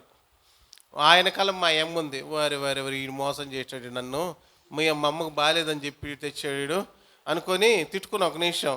మా నాయన నన్ను చూసి అన్న ఒక మొదటి మాట ఏంటంటే, ఒరే నువ్వు నన్ను మోసం చేస్తాను అనుకుంటున్నావు, కానీ నువ్వే మోసపోయావు, నువ్వు సరిగ్గా చదవకుండా ఇష్టానికి తిరిగావు అని అన్నాడు. అనగానే సరిసర్లే పో ఇంట్లోకి వెళ్ళు అన్నాడు. ఇంక అమ్మలు మంచివాళ్ళు కదా, గట్టిగా కౌగులిచ్చుకొని తెగ ఏడిచారు. అబ్బో ఇంకా అది తెగ ఏడిచింది మా అమ్మ. ఇంకెంటనే కోడి తెప్పించింది, కోడి కోసింది, ఇంకేందే మామూలు అయిపోయాం. ఇంటర్మీడియట్ పోయా. సో అప్పుడు ఏం చేస్తాడంటే మా నాన్న, అప్పుడు మందిరం కడుతున్నారు. మందిరం కడుతుంటే నేను ప్రధాన లేదా ఫస్ట్ కూలీ నేను. అన్ని కూలి పనులు నేనే చేయాలి. గుంటలు తవ్వేది నేనే మందిరానికి. ఓకే, ఇసుకలో లారీ లోడ్ వస్తే మొత్తం అన్నీ అన్లోడ్ చేసేవాడిని నేను. ఇంకేమిటంటే బాగా బలంగా ఉండేవాడిని, అన్నీ పని చేస్తూ ఉండేవాడిని. చేస్తుంటే ఒకరోజు నేను మట్టి తొక్కుతా పని చేస్తూ ఉంటే మా నాన్న అన్నాడు, ఒరే నువ్వు అన్ని చోట్ల నన్ను మోసం చేసావు, మట్టిలో పని చేస్తున్నావే, ఈడ నన్ను మోసం చేయలేవురా అన్నాడు. వారిని అంటే మా నాయన నా చేత పని చేస్తున్నాడు ఇంతకాలము, నేనేదో దేవుడు పని చేస్తాను అనుకున్నాను అనుకొని. సో ఈ రకంగా 1 సంవత్సరం అయిపోయింది. ఇంటర్మీడియట్ ఎగ్జామ్ రాస్తున్నాను, ఎంసెట్ టైం వచ్చింది. మా అమ్మ మళ్ళీ ఒరే డాక్టర్ అవుతావురా అని అడుగుతుంది మళ్ళీ నన్ను. మరి నీ డాక్టర్ అయ్యేది ఏంటంటే నాయన ఇంటర్మీడియట్ పోయింది కదా అంటే, లేదు నువ్వు డాక్టర్ అవ్వాలని అని కాసేపు వచ్చి ఏడ్చేది నన్ను. సో ఈ రకంగా 2 సంవత్సరాలు అయిపోయింది. 3వ సంవత్సరము మరలా, అంటే అప్పటికి 5 సార్లు ఎగ్జామ్స్ రాశాను, అవన్నీ ఫెయిల్. 5సారి నాతో మాట్లాడింది మా అమ్మ. ఆ రోజు ఏం జరిగిందంటే, అమ్మకి కన్ను బాగలేదు, లెఫ్ట్ అయ్యి బాగా రప్చర్ అయిపోయింది, బ్లీడ్ అవుతూ ఉంది. అయిపోతా ఉంటే శ్రీమన్నారాయణ గారు అని ఒంగోలు డాక్టర్ గారు, ఆయన దగ్గరికి వెళ్ళంగానే ఆయన చూశాడు అమ్మని. చూసి ఏమ్మా మీ ఆయన కొట్టాడా అని అన్నాను. కంటి మీద గుద్దాడా అంటేను, లేదండి మా ఆయన పాస్టర్ గారండి అన్నది. ఏం పాస్టర్లు అయితే మనుషులు కదా ఏంది, కొట్టడానికి ఎవరైతే ఏమన్నాడు. లేదండి కొట్టలేదండి. మరి ఎట్లా అమ్మ ఇదంటేను, బాత్రూంలో పడ్డాను అన్నది. బాత్రూంలో పడితే కంటికి దెబ్బతిని, చాలాసార్లే నీ కథలు నాకు ఎందుకు లేని మందులు రాసిచ్చాడు. ఆమె ఇంటికి రాగానే అడిగాను, ఏమన్నాడు డాక్టర్ అంటే, ఏమన్నాడు మా అమ్మంది. రే డాక్టర్ మాట్లాడాడు, సంగి మాట్లాడి నేను మీ ఆయన కొట్టాడని అడిగాను. భలే చెప్పారో నువ్వు, ఆయన చెప్పినట్టు అడిగాడు. అవునా అంటే అని ఏడుస్తుంది. ఎందుకు ఏడుస్తున్నావు మా అన్న. రే అప్పుడు నాకు రిజల్ట్ వచ్చింది తెలియదు, రాత్రి నీ రిజల్ట్ వచ్చింది, మీ డాడీ నాకు రిజల్ట్ చెప్పాడు రా. ఏమ్మా అంటే ఫెయిల్ అయ్యావురా అని ఏడుస్తూ ఉంటే, ఎందుకు మనం ఏడ్చేదంటే, రాత్రి తెలిసిందా నువ్వు ఫెయిల్ అయ్యావని. మరలా 5 సార్లు నువ్వు ఎగ్జామ్ రాసావు, నేను బయటికి వెళ్ళి ఏం సాక్ష్యం చెప్పాలరా నీ గురించి, నేను బిడ్డల గురించి ఏమని మాట్లాడాలరా. రాత్రంతా ఏడుస్తూ ఉంటే ఉదయాన్న లోపల ఉన్న నరాలు చిట్లిపోయినాయి, నాకు అర్థమైందిరా అంది. కంటిలో ఉన్న నరాలు ఆ అదుటికి చిట్లిపోయినాయి అంది. నాకు వెంటనే అనిపించింది, ఏంది మా అమ్మ నాకోసం ఎంత ఏడుస్తుందా, నాకోసం ఎంత ఏడుస్తుందా మా అమ్మ. కాబట్టి ఇంత ఏడుపు ఏడ్చే మా అమ్మ తన్ని నేను కన్సోల్ చేయగలను నేనని చాలా బాధపడి అప్పుడు వెళ్ళానండి. అప్పుడు దేవుణ్ణి అడిగాను, ప్రభువా ఏంటి పరిస్థితి, నేను ఇంత భయంకరంగా ఉన్నానా, రక్తము బయట చిందించాం బాగానే ఉంది, సో అమ్మకు కూడా ఇలాగ అయిపోయిందా ప్రభువా, నాకు ఇది నచ్చలేదు, నాకు చాలా బాధగా ఉంది అనుకున్నా. సరే ఆ రోజు సాయంత్రం ఏం జరిగిందంటే, ఒక ఆయన చనిపోయినాడు, పెద్ద ఆయన చనిపోతే ఆ ఇంట్లో మేము ఏం చేసామంటే, మా పద్ధతులు ఏంటంటే, మా చర్చ్లో ఎవరైనా చనిపోతే ఆ తవ్వేది మేమే, ఏది నేను కొంత యవనస్తులు ఉంటారు, ఆ గుంట తవ్వేది, ఆ పెట్టి చేయించుకొస్తే దాన్ని గుడ్డ కొట్టి మరి వంటలు చేసి అని చేసేవాళ్ళు అనమాట. ఆయనకిలాగా గుంట తవ్వి సమాధి చేసి వంటలు వండి ఇది ఆ గంటె భుజం మీద పెట్టుకొని వస్తూ ఉంటే ఆ ఇంటికల్లా ఆయన అన్నాడు, అరవింద్ వందనాలు చెప్పి, అరవింద్ నువ్వు చాలా సహాయం చేస్తావు, నువ్వు లేకపోతే జరిగేది కాదు, నువ్వు రియల్లీ గ్రేట్, నేను దేవుడు బాగా ఆస్వాదించాలని చెప్తా ఉంటే నేను కళ్ళ నీళ్లు పెట్టి బలం మెచ్చుకుంటున్నాడని. ఆయన సరేని 200 రూపాయలు ఇచ్చాడు. ఏది నాకు నాతో పాటు 7 పిల్లలకి వాళ్ళు 200 ఇస్తే ఆ 200 అద్దుకొని పోతా ఉన్నా. మామూలుగా అయితే 4-5 వేలు అయింది గుంట తవ్వినందుకు, ఆ వంటలు చేసినందుకు. మన పట్టించుకోం, మనోళ్లే కదా అని 200 తీసుకుని పోతా డ్రింక్ తాగి అందరం మందిరానికి వెళ్ళంగానే వెనక నుంచి ఒకడు వచ్చాడు. అన్నో ఆయన నేనేమన్నాడో తెలుసా అన్నాడు. ఏమన్నాడు రా అంటే, మెచ్చుకున్నాడు కదా ఇందాకంటే వస్తుందేనన్నా. ఏమన్నాడు తెలుసా, వాడికి పనే పాట చదువు సందు లేని గాలుడాడు, వాడికి ఈ పనే బాగుంటుంది, అందుకే వాడిని ఎలా వాడుకోవాలో నాకు తెలుసు అన్నాడన్నా అన్నాడు. ఈ మాట అనగానే నాకు కళ్ళెమ్మటి నీళ్ళు గిర్రం తిరిగినాయి. అంటే నేను గాల్లోని ఎందుకు పనికిరాని వాడిని, నాతో పని చేయించుకుంటానికి నన్ను మెచ్చుకుంటాడు ఆ వ్యక్తి. ఆ రోజున నాకు నిజంగా దేవుడు మా ముందు రోజేమో మమ్మీ అలా ఏడ్చింది, ఆ తర్వాత ఈయన ఇలా మాట్లాడాడు. ఈ రెండు నన్ను చాలా ఇబ్బంది పెట్టినాయి. ఇంకప్పుడు దేవుడి దగ్గరికి వెళ్ళా, ప్రభువా ఏంది ఇలాగ అంటున్నారు, ఏంది ఇలాగ అంటున్నారు అని నేను చాలా బాధపడి దేవుణ్ణి అడిగే, ప్రభా నాకు ఒక్క ఛాన్స్ ఈ ప్రభా, నా జీవితాన్ని మార్చు ప్రభా. ఈ రౌడీజంగా ఎటువంటి రౌడీనంటే, ఒక ఉదయకాలం ఒక చిన్న ఎగ్జాంపుల్ చాలా ఉన్నాయి, ఒక ఎగ్జాంపుల్ చెప్తాను. ఒక ఉదయం నేను నిద్రపోతా ఉంటే ఒక పెద్ద ఆయన వచ్చాడు, తెల్లగడ్డం వేసుకొని పంచి కట్టుకొని వచ్చాడు. వచ్చి, ఏమండి బెంజమిన్ అంటే మీ అబ్బాయినా అన్నాడు. అవునండి అంటే, రాత్రి మీ అబ్బాయి మా అబ్బాయిని కొట్టాడండి అన్నాడు. నేను మా నాన్న నిద్రపోతుంటే లేపాడు, ఏంద్రా ఎవరికి ఆయన వచ్చాడు. ఎవరిని మీరు అని అడిగా. రాత్రి మా అబ్బాయిని కొట్టావు కదా అన్నాడు. మీ అబ్బాయిలు నేను కొట్టం, నేను మీటింగ్కి వచ్చాను కదా డాడీ అన్నా. అంటే నేను మా డాడీ అన్నాడు, లేదండి మా అబ్బాయి మీటింగ్లో ఉన్నాడు, కొట్టలేదు అన్నాడు. అనగానే అప్పుడు నేను చెప్పాను, ఏమంటే ఇంకొకటి జాన్ బెన్నీ అని ఉన్నాడు, ఆ అబ్బాయిని నేను కాదని చెప్పిన, అడిమికి చెప్పిన. చెప్పంగానే సరే మొత్తానికి డాడీకి ఆయన కొంచెం వాగ్వివాదం జరిగింది. విషయం ఏంద్రా అంటే, వాళ్ళ అమ్మాయిని నా ఫ్రెండ్ తీసుకుపోయినాడు. తీసుకుపోతే వాళ్ళు ఏం చేశారంటే, తీసుకుపోయింది ఒక తప్పు అయితే వాళ్ళ మామయ్యలు వాళ్ళందరూ వచ్చి వాడిని పట్టుకున్నారు. వాడిని పట్టుకుని కొట్టే సమయం మేమున్నాం, వాళ్ళు సితకు కొట్టాం. ఆ టైంలో కొట్టంగానే ఈ విషయం తెలిసి అన్నాడయ్యా, మా అమ్మాయిని వాళ్ళ ఫ్రెండ్ తీసుకొని పోయినాడు, ఎక్కడ పోయినాడు కూడా తెలియదు, అయినా ఏదో గొడవ అయితే మీ అబ్బాయి మా వాళ్ళు కొట్టాడు అన్నాడు. అనగానే నేను చెప్పాను, అసలు నాకు గొడవే తెలియదండి, నమ్మండి అన్నాడు. మా నాన్న కూడా వాడిని పోలీస్ స్టేషన్ పంపిస్తాండి వాడు కనుక చేస్తే అన్నాడు. సరే అయిపోయింది, ఆయన వెళ్ళిపోయినాడు. మా నాన్న అర్థమైంది, వీడు ఏదో కెలికి వచ్చాడు, వీడు రాత్రి మీటింగ్ లేట్కి వచ్చాడు. ఏం చేస్తాంటేనో నాకు ఏం తెలియదు డాడీ అని చాలా ఒట్లేసాను, వదిలేశాడు. ఆ రోజు సాయంత్రము సెంటర్కి వెళ్ళంగానే 5 మామయ్యలండి వాళ్ళు, 5 మామయ్యలు సెంటర్లో కనపడ్డారు. నమ్ముతారో లేదండి, ఒక్కొక్కడికి ఒక్కొక్క గుద్దు, ఒక్కొక్కడు కూడా వీడు వాడిని చూసుకునే లోపలే మొఖాలు పగిలిపోయినాయి ఒక్కొక్కడికి. ఒక్కడిని మొత్తాన్ని కొట్టిపడేశాడు. ఏం రా నువ్వు మా ఇంటికి వచ్చి మాట్లాడతావని. ఆ సుత్త వాళ్ళు ఊరు వదిలేసి వెళ్ళిపోయారు వాళ్ళు ఆ దెబ్బకి. అంత కర్కశంగా చేసింది పొరపాటే. ఆయన మా ఇంటికి వచ్చిన అట్లా కొట్టేసాను వాళ్ళని. కొట్టంగానే ఏం చేతులు ఏం ఉండవు, కొట్టిపడేట వెట్టబడతాట. వాళ్ళ ఊరు నుంచి వెళ్ళిపోయినా. అంత కర్కశంగా ఉండేవాడిని నేను. సో తర్వాత అలా జరిగిన తర్వాత ఎన్ని గుర్తు తెచ్చుకున్నాను నేను. దేవుణ్ణి అడిగే, ప్రభా నాకు ఒక్క ఛాన్స్, నేను బాగా చదువుకుంటా, ఒక ఉన్నతమైన స్థితికి నేను వస్తా, ప్రభా నాకు సహాయం చేయమని. ఏడుపు ఇంటర్మీడియట్ ఫెయిల్ అయినప్పుడు రాలా. ఆ రోజు 3 సంవత్సరాల తర్వాత దేవుడి దగ్గర కనిపెట్టానండి. ఆ రోజు రాత్రి అంతా కూర్చున్నాను. ఏం చేస్తుంది అసలు ప్రార్థన, ప్రభువా నీ మందిరంలో ఎంతో సేవ చేస్తున్నా, ఎంతో పరిచర్య చేస్తాను నేను. రేయనక పగలనక ఆ మందిరం అంట కట్టబడతా ఉంటే గుంటలే తవ్వేనా, ఇసుకే తోడైనా అయిక నా చేతులు మీరు నమ్ముతలేదు. 4 సంవత్సరాల దాకా దాదాపు ఈ చేతుల్లోంచి చీము రక్తం కారుతూ ఉండే, అంత పని చేసేవాడు అనమాట. అంత వాసిపోయి ఉండే ఈ చేతులు, అన్నీ పని చేసేవాడు అనమాట. ఎంత పని చేశాను కదా దేవా, నా మీద దయ్యుంచి నాకు నా జీవితం దయచి, నేను చదువుకోవాలని ఆశపడుతున్నాను దేవా, వీళ్ళందరి చేత నేను అనిపించుకుంటూ ఉన్నా అని చాలా ఏడ్చాను ఆ రోజు.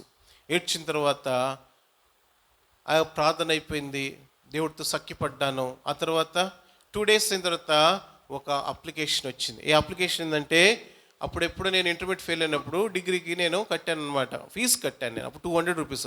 200 అప్పుడు చాలా ఎక్కువ ఇప్పటికి. You have to right 3 years examination, 3 సంవత్సరాలు ఎగ్జామ్ రాయాలని వచ్చింది. రాగానే అప్పుడు నేనేం చేశానంటే, అది తీసుకొని మా నాన్న దగ్గరికి వెళ్ళా. డాడీ, నాకు ఇలా ఎగ్జామ్ రాయాలని, డిగ్రీ ఎగ్జాము 3 సంవత్సరాలు ఫీజు కట్టానప్పుడు మరలా ఇది వచ్చింది అని మా అమ్మలే రాయబడి, మా డాడీకి మాట్లాడడం లేదు. అమ్మ దగ్గరికి పోయింది. మా అమ్మతో అన్నాడు, వాడు ఇంటర్మీడియట్ ఏడవలేదు, డిగ్రీ ఎడుతాడు వాడు, నేను ఫీజు కట్టను అన్నాడు. ఫీజు కట్టనంటే నేను చెప్పామ్మా ప్లీజ్ ఒక్కసారి చూడు, అప్పుడు ఎంత 2000 కట్టాల ఫీజు. అస్సలు ఒప్పుకోలేదు మా నాన్న. ఒప్పుకోకపోతే బ్రతిమలాడా. నా కళ్ళంలో నీళ్ళు రావటం మా అమ్మ మొట్టమొదటిసారి గమనించింది. వీడేంది ఏడుస్తున్నాడు, వీడు మామూలుగా ఏడవడు కదా, ఏదో ఒక ధ్వంసం చేసేవాడు, ఇంట్లో ఏదో చేసేవాడిని, వీడేంది ఏడుస్తున్నాడు అనుకోండి. మా నాన్న బతిమలాడింది, ఫీజు కట్టాడు. ఫీజు కట్టంగానే బుక్స్ వచ్చినాయి, చదువుతున్నాను. నాకు తెలియదు ఏం చదువుతున్నాను మొత్తానికి. వెనక పగలు చదివాను. 2 months ఉన్న ఎగ్జామ్కి. December 2nd week exams. ఆ టైంలో ఎగ్జామ్స్కి 95 డిసెంబర్ అనమాట ఎగ్జామ్స్. హైదరాబాద్లో రాయాలి, కోటి సెంటర్లో కాలేజీ, ఉస్మానియా వాళ్ళది. సరే మొత్తానికి అక్కడికి వెళ్ళాలా, చదువుతున్నాను. మా నాన్న డబ్బులు ఇచ్చాడు. ఎంత ఇచ్చాడు తెలుసా? అక్కడ హైదరాబాద్లో ఉండటానికి ఛార్జీలకి మొత్తం కలిపి 500 ఇచ్చాడు మా నాయన. ఎంతంటే 18 రోజులు ఎగ్జామ్స్ రాయాలా, 2 ఆదివారాలు వస్తాయి, 500 ఇచ్చాడు. మా అమ్మ పిసికి 100 రూపాయలు ఇచ్చింది. అరే ఉంచుకోరా, ఇది ఖర్చులకు వస్తాయని 600 చేతిలో తీసుకున్నాను. ఎగ్జామ్ రాయడానికి బయలుదేరానండి. మొట్టమొదటిసారిగా జీవితంలో బాధ అనేది అర్థమైంది. బస్సు ఎక్కాను, బయలుదేరాను, హైదరాబాద్కి వెళ్ళిపోతా వచ్చాను. హైదరాబాద్కి వెళ్ళాను. దిగంగానే ఏం చేయాలో అర్థం కాల. దేవుడిని అడిగే, ప్రభువా ఎగ్జామ్ రాయటానికి వచ్చాను, ఎవరింటికి వెళ్ళాలో తెలీదు, ఎక్కడ ఉండాలో తెలీదు, మా నాన్న కనీసము పలానా చోటుకి వెళ్ళురా అని చెప్పలేదు. అంటే అంత కఠినం చేశాడేమో మా నాన్న మమ్మని మా దేవుడు. బయలుదేరి వెళ్ళాను. అక్కడ దిగిన తర్వాత ఆ హాల్ టికెట్కి వెళ్ళాను, తీసుకున్నాను, కాలేజ్కి వెళ్ళి తీసుకున్నాను. అయిపోయింది. సాయంత్రం 5 ప్రాంతం అవుతుంది. ఒక ఆలోచన వచ్చింది. సికింద్రాబాద్లో ఎప్పుడో ఒక 2-3 సంవత్సరాల కిందట ఒక కుటుంబానికి మా నాన్న తీసుకెళ్ళాడు. అక్కడ వాళ్ళకి ప్రార్థన చేశాడు. ఆ ఇల్లు గుర్తొచ్చింది సికింద్రాబాద్లో. ఏమండి ఒక్కసారి కదా, అసలు ఎట్లా గుర్తుంటాయి? సో మొత్తానికి సికింద్రాబాద్ వెళ్ళాను. అక్కడ ఎట్టెట్నండి, ఇప్పుడు నాకు అసలు గుర్తే లేదు ఆ దారులు ఎట్లా. మొత్తాన్ని దిగాను, ఆ ఇంటికి దారి పెట్టాను, నడుచుకుంటా వెళ్తా ఉన్నా. చాలా దూరం నడిచాను. ఆ ఇంటికి కొంచెం దగ్గరలో ఇల్లు దారులు గుర్తుపెట్టాను. పండ్లు కొనుక్కున్న ఒక 50 రూపాయలు. పండ్లు 50 రూపాయలు చాలా వచ్చాయి ఆ రోజుల్లో. అరటిపళ్ళు, యాపిల్స్ అన్ని 2 సంచులకి వేసుకొని వెళ్ళాను. ఆ ఇంటికి వెళ్ళి తలుపు తట్టాను. నన్ను చూడంగానే బాబు బాగున్నారా అన్నారు. అక్కడ వాళ్ళ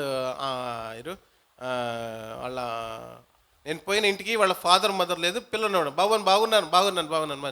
ఏంది ఇటు వచ్చారంటేను, నేను ఫస్ట్ టైం నాయక జీవితంలో ఇలా చేతులు పెట్టి అడిగిన మాట ఏం చెప్పండి, అన్నా ఒక 18 రోజులు ఎగ్జామ్స్ రాయాలి, ఇఫ్ యూ డోంట్ మైండ్, ఏమనుకోకపోతే నేను ఇక్కడ ఉండొచ్చా అన్నాడు. వాళ్ళిద్దరు ముఖముఖాలు చూసుకున్నారు.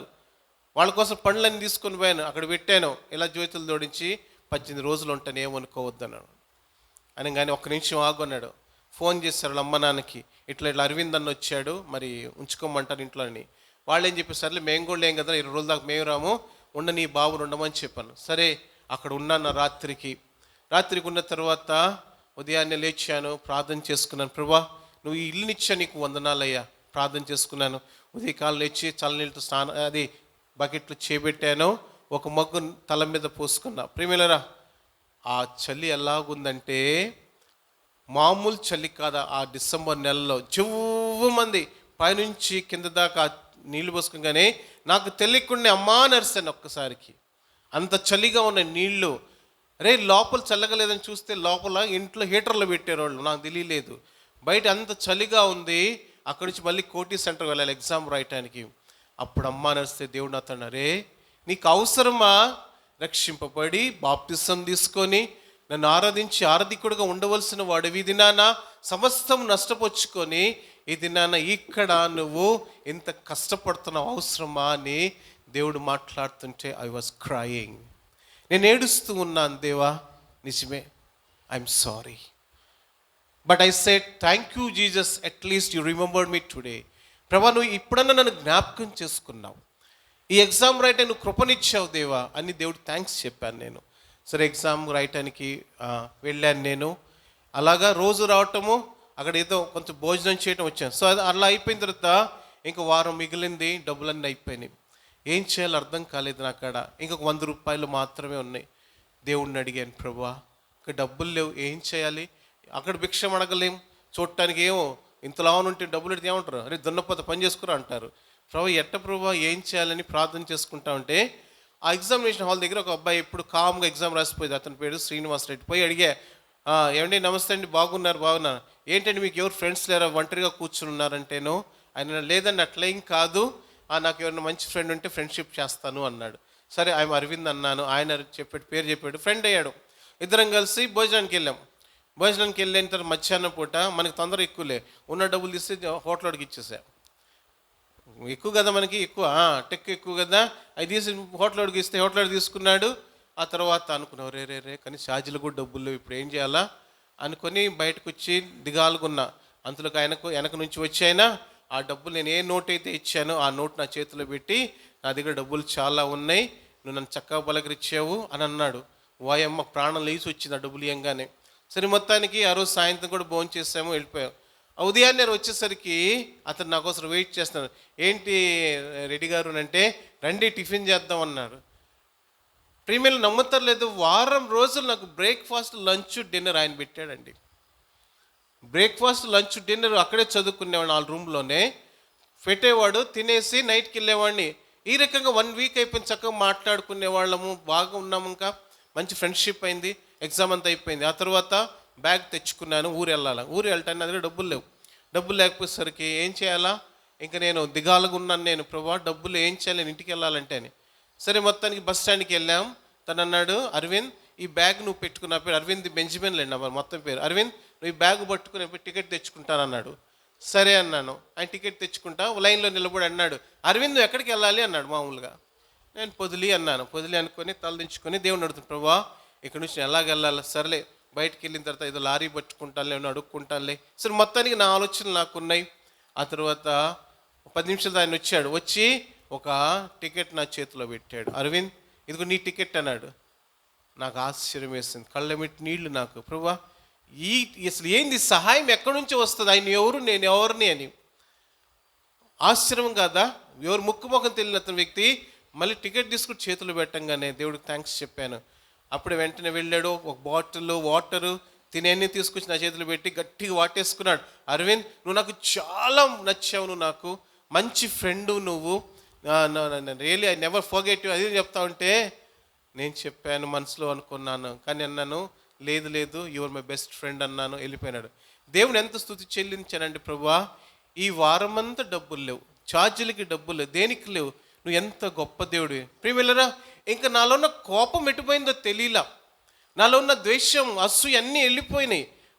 ఒకటే నేర్చుకుంటున్నాను, కన్నీటితో ప్రార్థన చేయటం, జస్ట్ టీయర్స్, ప్రార్థన చేయి. ఆ తర్వాత మొత్తానికి డిగ్రీ సెకండ్ క్లాస్ మార్క్స్తో పాస్ అయ్యా. ఇంటర్మీడియట్ ఎగ్జామ్స్ రాసాను, అది పాస్ అయిపోయా. అన్నీ పాస్ అయిన తర్వాత అప్పుడు నాకేం కలిగిందంటే నేను చదువుకోవాలనిపించింది, బాగా చదవాలి, ఉన్నతమైన స్థితికి రావాలనుకున్నాను. ఆ తర్వాత యూనివర్సిటీ ఆఫ్ మెడ్రాస్కి వెళ్ళాం. నేనను ఒక అంకుల్ నెహమ్య గారని, ఆయన నేను ఇద్దరం కలిసి, ఇంకా మా డాడీ కొంచెం ఖుషి అయ్యాడు, వీడు పాస్ అయ్యాడులే అని. సో మా అమ్మాయికి ఒక 2000 రూపాయలు డబ్బులు ఇచ్చాడు. 2000 అంటే అప్పుడు చాలా ఎక్కువ కదా. 2000 ఇచ్చి అరే సీట్ ఏదో చూసుకుని రండి అన్నాడు. సరే మొత్తానికి యూనివర్సిటీ మెడ్రాస్ పోగానే అక్కడ ఆ సోషల్ సైన్సెస్, సైకాలజీ డిపార్ట్మెంట్స్ అన్నీ ఉన్నాయి వరుసగా. అక్కడ పోయి నిలబడి నేను కూరగాయలు కొనుక్కుంటానికి పోయాం. టకటక డిపార్ట్మెంట్లోకి పోయి మాకు వచ్చిరాన్ని తెలుగు, ఇంగ్లీష్, తమిళ అన్నీ కలిపి మాట్లాడాం. అక్కడ ఉన్న క్లర్క్ నాకు అట్నే చూసాడు. ఆయన తెలుగు, ఆయన ఎక్కడి నుంచి వచ్చామన్నాడు. సార్ ఆంధ్రప్రదేశ్. అదే ఆ సంగతి అన్నాడు. సరే పోతే ఆయన అన్నాడు, సీట్లు అయిపోయినాయి, టైం అయిపోయింది కాబట్టి మీకు సీట్ లేదన్నాడు. అవునా, ఆయన ఒక ఛాన్స్. అప్పుడు హెచ్ఓడి రాధాకృష్ణన్ అని ఆయన గోపాలకృష్ణన్ గారు ఆఫీస్లోంచి బయటకు వస్తున్నాడు. ఆయన వచ్చి నన్ను వచ్చాడు, ఎన్నా అని అడిగాడు, నన్ను ఎన్నా అని అడిగాడు. సార్ ఫ్రమ్ ఆంధ్ర, మన తెలుగు ఇంగ్లీష్ అండి, ఫ్రమ్ ఆంధ్ర స్టూడెంట్ జాయిన్ అన్న. అబ్బో ఈ అనుకొని చూసాడు, ఒక నవ్వాడు ఆయన. సరే చెప్పాను, sir I want to study, చదవాలని ఆశ ఉంది, తెలుగులో చెప్పేసా. ఆయనకి అర్థం చేసుకున్నాడు. సరే మొత్తానికి వెళ్ళిపోయాను నేను. నో సీట్స్ అన్నాడు ఆయన. వెళ్ళిపోయిన తర్వాత మెడ్రాస్ క్రిస్టియన్ కాలేజ్ అక్కడ పోయి నన్ను పోగానే అక్కడ ఒక ప్రిన్సిపల్ గారు లోపలికి వెళ్ళంగానే, సార్ గుడ్ మార్నింగ్ సార్ అన్నాడు. సర్టిఫికేట్ చూశాడు. వాట్ అన్నాడు ఆయన. అనగానే నా మాట అంటాడు, వాట్ అంటాడు ఆయన. వాట్ అనగానే నేను స్టూడెంట్ జాయిన్ అవుతానన్నాను. తెలుగులో చెప్పేసి ఆయనకి తమిళ్ తెలియదా అన్నాడు. ఇట్ అనగానే గెట్ అవుట్ ఫస్ట్ అన్నాడు. నన్ను ఓ బయటికి అన్నాడు. ఒక్కసారికి ఓయం ఇదేంది ఇట్ అంటున్నాడు ఇన్నాను. సరే నేను ఆయన బయటకు వచ్చేసాము. ఏం చేయాలి అర్థం కాదు. 2 days అయిపోయింది. ఫిలిప్ ఆంటీ దగ్గరికి వెళ్ళాము. అప్పుడు అక్కడే ఉన్నాంలేండి. ఫిలిప్ ఆంటీ నా కోసం రోజు ప్రార్థన చేస్తుంది. అరే బెంజిగా నువ్వు బాధపడగాకు, భయపడగాకు, దేవుడు ఇస్తాడులే. 3rd day డబ్బులన్నీ అయిపోతూ ఉన్నాయి. ఇంకా నాకు అక్కడ 1200 రూపాయలు ఉన్నాయి. ఇట్లాంటి మళ్ళీ డాడీ ఏమైనా అరుస్తాడు, సీట్ రాలేదండి. ఆయన చెప్పి అంకుల్ మీరు వెళ్ళిపోండి, నేను ఎట్టొకటి మేనేజ్ చేస్తానని. ఆయన లేస్తే ఆటో ఎక్కుతాడు. ఆటోలకు 100 ఇవ్వాలా. మేమైతే సిటీ బస్సులు తిరుగుతానంటాను. నేను కాదు ఆటో అంటాడు. సరే మొత్తాన్ని పంపించేసిన తర్వాత ప్రార్థన చేసి ప్రభా సాయించే. ఇంకా లాస్ట్ డే అనమాట. ఇంక నేను యూనివర్సిటీకి వెళ్ళాను. అక్కడ 3 కాగితాలు రాశా. ఏమని రాశానంటే, ప్రభా నువ్వు చీట్లు ఏమన్నావు కదా, నాకు వేరే విధి లేదు. University of Madras Christian college Podili అని రాసుకొని ఏడుస్తూ బయట కారిడార్ నిలబడ్డాను. ఆ 3 చీట్లలోంచి ఒక చీట్ తీశాను. ప్రభా నువ్వేదైతే నాకు ఇస్తున్నావో ఇదే చివర. పొదిలి వెళ్ళిపోమంటే వెళ్ళిపోతా, ఇక్కడ చేరమంటే నువ్వు ఏది చెప్తే అది. కన్నీటితో ప్రార్థన చేశాను నేను. ఒక చీట్ తీయగానే ఇలా తీస్తున్నాను, యూనివర్సిటీ ఆఫ్ మెడ్రాస్ అని వచ్చింది. ఇలా చూస్తుండగానే అక్కడ నుంచి Gopalakrishna HOD, head of the department వచ్చి, a young man where are you అన్నాడు. నన్ను అటు ఇటు చూసుకున్నాను. ఎవరైనా పిలుస్తాను. ఏ యూ కమ్ హియర్ అన్నాడు. లోపల రా అన్నాడు. లోపల తీసుకొచ్చి కూర్చోబెట్టుకున్నాడు. తనకు ఛాంబర్లో కూర్చోబెట్టి, I spoke to vice chancellor, a poor boy from Andhra Pradesh, he want to study, will you please give the permission. ఈ మాటలు అంటే ఆయన లెటర్ స్వహస్తాలతో రాసి వీసీ దగ్గరికి పోయి రికమెండేషన్ చేశాడంట. ఏమండి ఎవరు మనం చెప్పండి ఒకసారి. ఆయన ఎవరు, నేనెవరు? ఆయన సైవైట్ ఇంతలో బొట్టు పెట్టుకున్నాడు. ఇంతలో బొట్టు పెట్టుకొని వచ్చి young man come in side అన్నాడు. ఆయన అంటే శైవుల్ని పూజించే భక్తులు అనమాట వాళ్ళు. సో నాకు అసలు ఏం అర్థం కావట్లా. నేను ఆస్ట్గా ఆయన చూస్తున్నాను. క్లర్క్ని పిలిచాడు. ఇంత తంబికిట్ట కాసు ఎత్తుకో అన్నాడు. డబ్బులు అడుగుతున్నాడు. ఎంత సార్ ఫీజు అంటే 800 రూపీస్ ఫీజు కట్టు అన్నాడు. నా పీజీకి నేను 800 రూపీస్ ఫీజు కట్టాను. నమ్ముతారలేదు, ఆ నెక్స్ట్ డేనే నాకు అపాయింట్మెంట్ ఆర్డర్ ఇవ్వాలా, వీసీ ఇవ్వాలా, ఇచ్చేసాడు. జాయిన్ అయిపోయాను నేను. అలాగే పీజీ కంప్లీట్ చేశాను. ఫస్ట్ క్లాస్ వచ్చాను అక్కడ కూడా. ఆ తర్వాత మా అమ్మకు ఆశ కలిగింది. వీడిని ఒక పెద్ద డాక్టర్ చేయాలని కదా. రే ఇంకా ఏమైనా చదువుతా ఉంటారా అంది. ఇంకా ఏమన్నా చదువుతావా అంది. అనగానే నేను చదువుతానమ్మా, పెద్దవాడిని అవుతానమ్మా, నాకు ఆశ కలిగింది.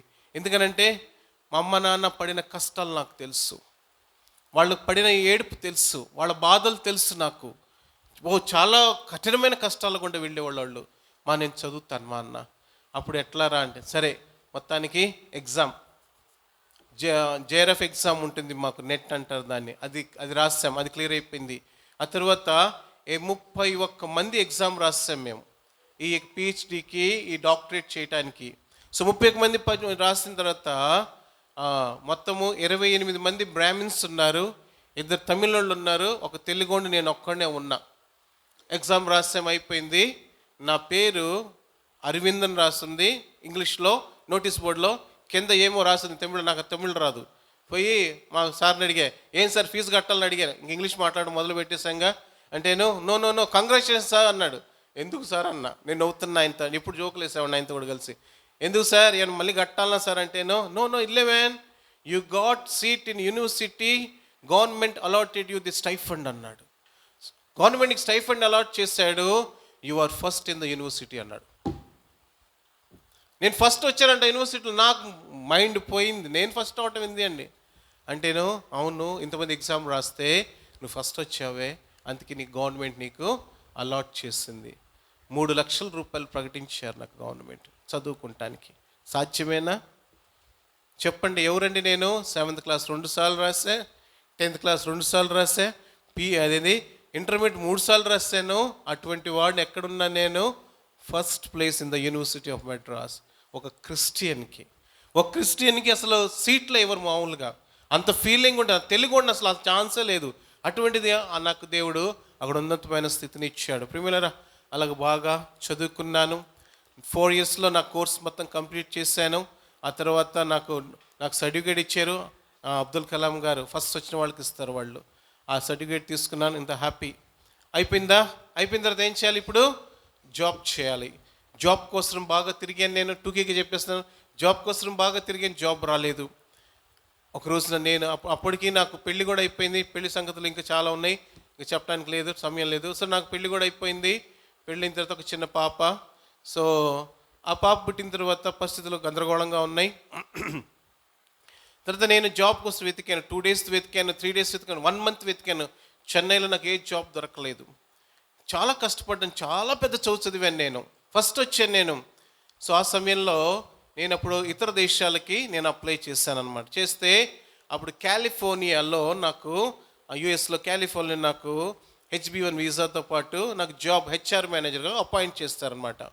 చేసిన తర్వాత మా నాన్నకి చెప్పాను.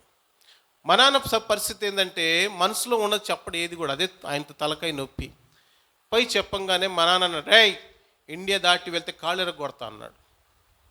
సరే నేనేం మాట్లాడలా, కామ్గా ఉన్నాను. ఆ తర్వాత పిఠాపురంలో ఉంటున్నప్పుడు మా మమ్మీ డాడీ అప్పుడు సరిగ్గా సంగతులు ఏంటంటే, మాకు కొన్ని చిన్న చర్చిలో చిన్న గొడవలు అయిపోయినాయి. మా పెద్దోళ్ళు ఉంటారు, వాళ్ళ పేర్లు ఎందుకులండి, ఒంగోలులో ఉంటారు ఆ పెద్ద ఆయన. సో ఆ పెద్ద ఆయన మా డాడీని మరి చాలా కర్కశంగా ట్రాన్స్ఫర్ ఇచ్చి మరి చర్చిలోంచి బయటికి పంపించేశారు. పంపించిన తర్వాత ఆ రోజున నేను ఏడ్చిన ఏడుపు ఇంతంత కాదు. ఎందుకనంటే ఆ కట్టబడ్డ చర్చి ఎంత పెద్దదనంటే చాలా పెద్ద చర్చి. 65-35, 65 పొడుగు 35 వెడల్పు ఉంటుంది అనమాట. Double stair building. అదంతా మా కష్టాల మీద చేతుల మీద వెళ్ళిపోయింది. మేము తినక కట్టబడ్డ చర్చి అనమాట. ఆ చర్చ్లో అది వదిలిపెట్టి వెళ్ళిపోతా ఉంటే తెగ ఏడ్చాను నేను. ప్రభా ఏ నువ్వు ఇక్కడి నుంచి తీసేస్తున్నావు ప్రభా, ఏంటి ప్రభా, చాలా ఏడ్చాను నేను. ఎంత ఏడ్చానంటే ఆ ఏడ్పుకి మమ్మ ఏడ్చా, నాన్న ఏడ్చా, నేను ఏడ్చా. కేవలము ఒక చోటకు వెళ్ళమన్న ట్రాన్స్ఫర్లో అక్కడ ఉన్న పాస్టర్ నేను పోనన్నాడు. అయినా కూడా మేము పోయి ఖాళీ చేయించుకున్నాడు పెద్ద ఆయన. ఆయన పేర్లు ఎందుకు మీకు అందరూ తెలుసు వాళ్ళు. అంటే నేను కుదరదు కదా అన్నాడు మా డాడీ. అంటే నువ్వు ఏం చేస్తావు నాకు అనవసరం, నువ్వు లారీ తీసుకొని సాంబసాన్ని ఖాళీ అంటే ఆయన సామెలు ముద్దును రాయలసీమ ఆయన అన్నాడు, తిమోతయ్య నువ్వు వస్తే నీకు తాడ తీస్తానన్నాడు ఆయన.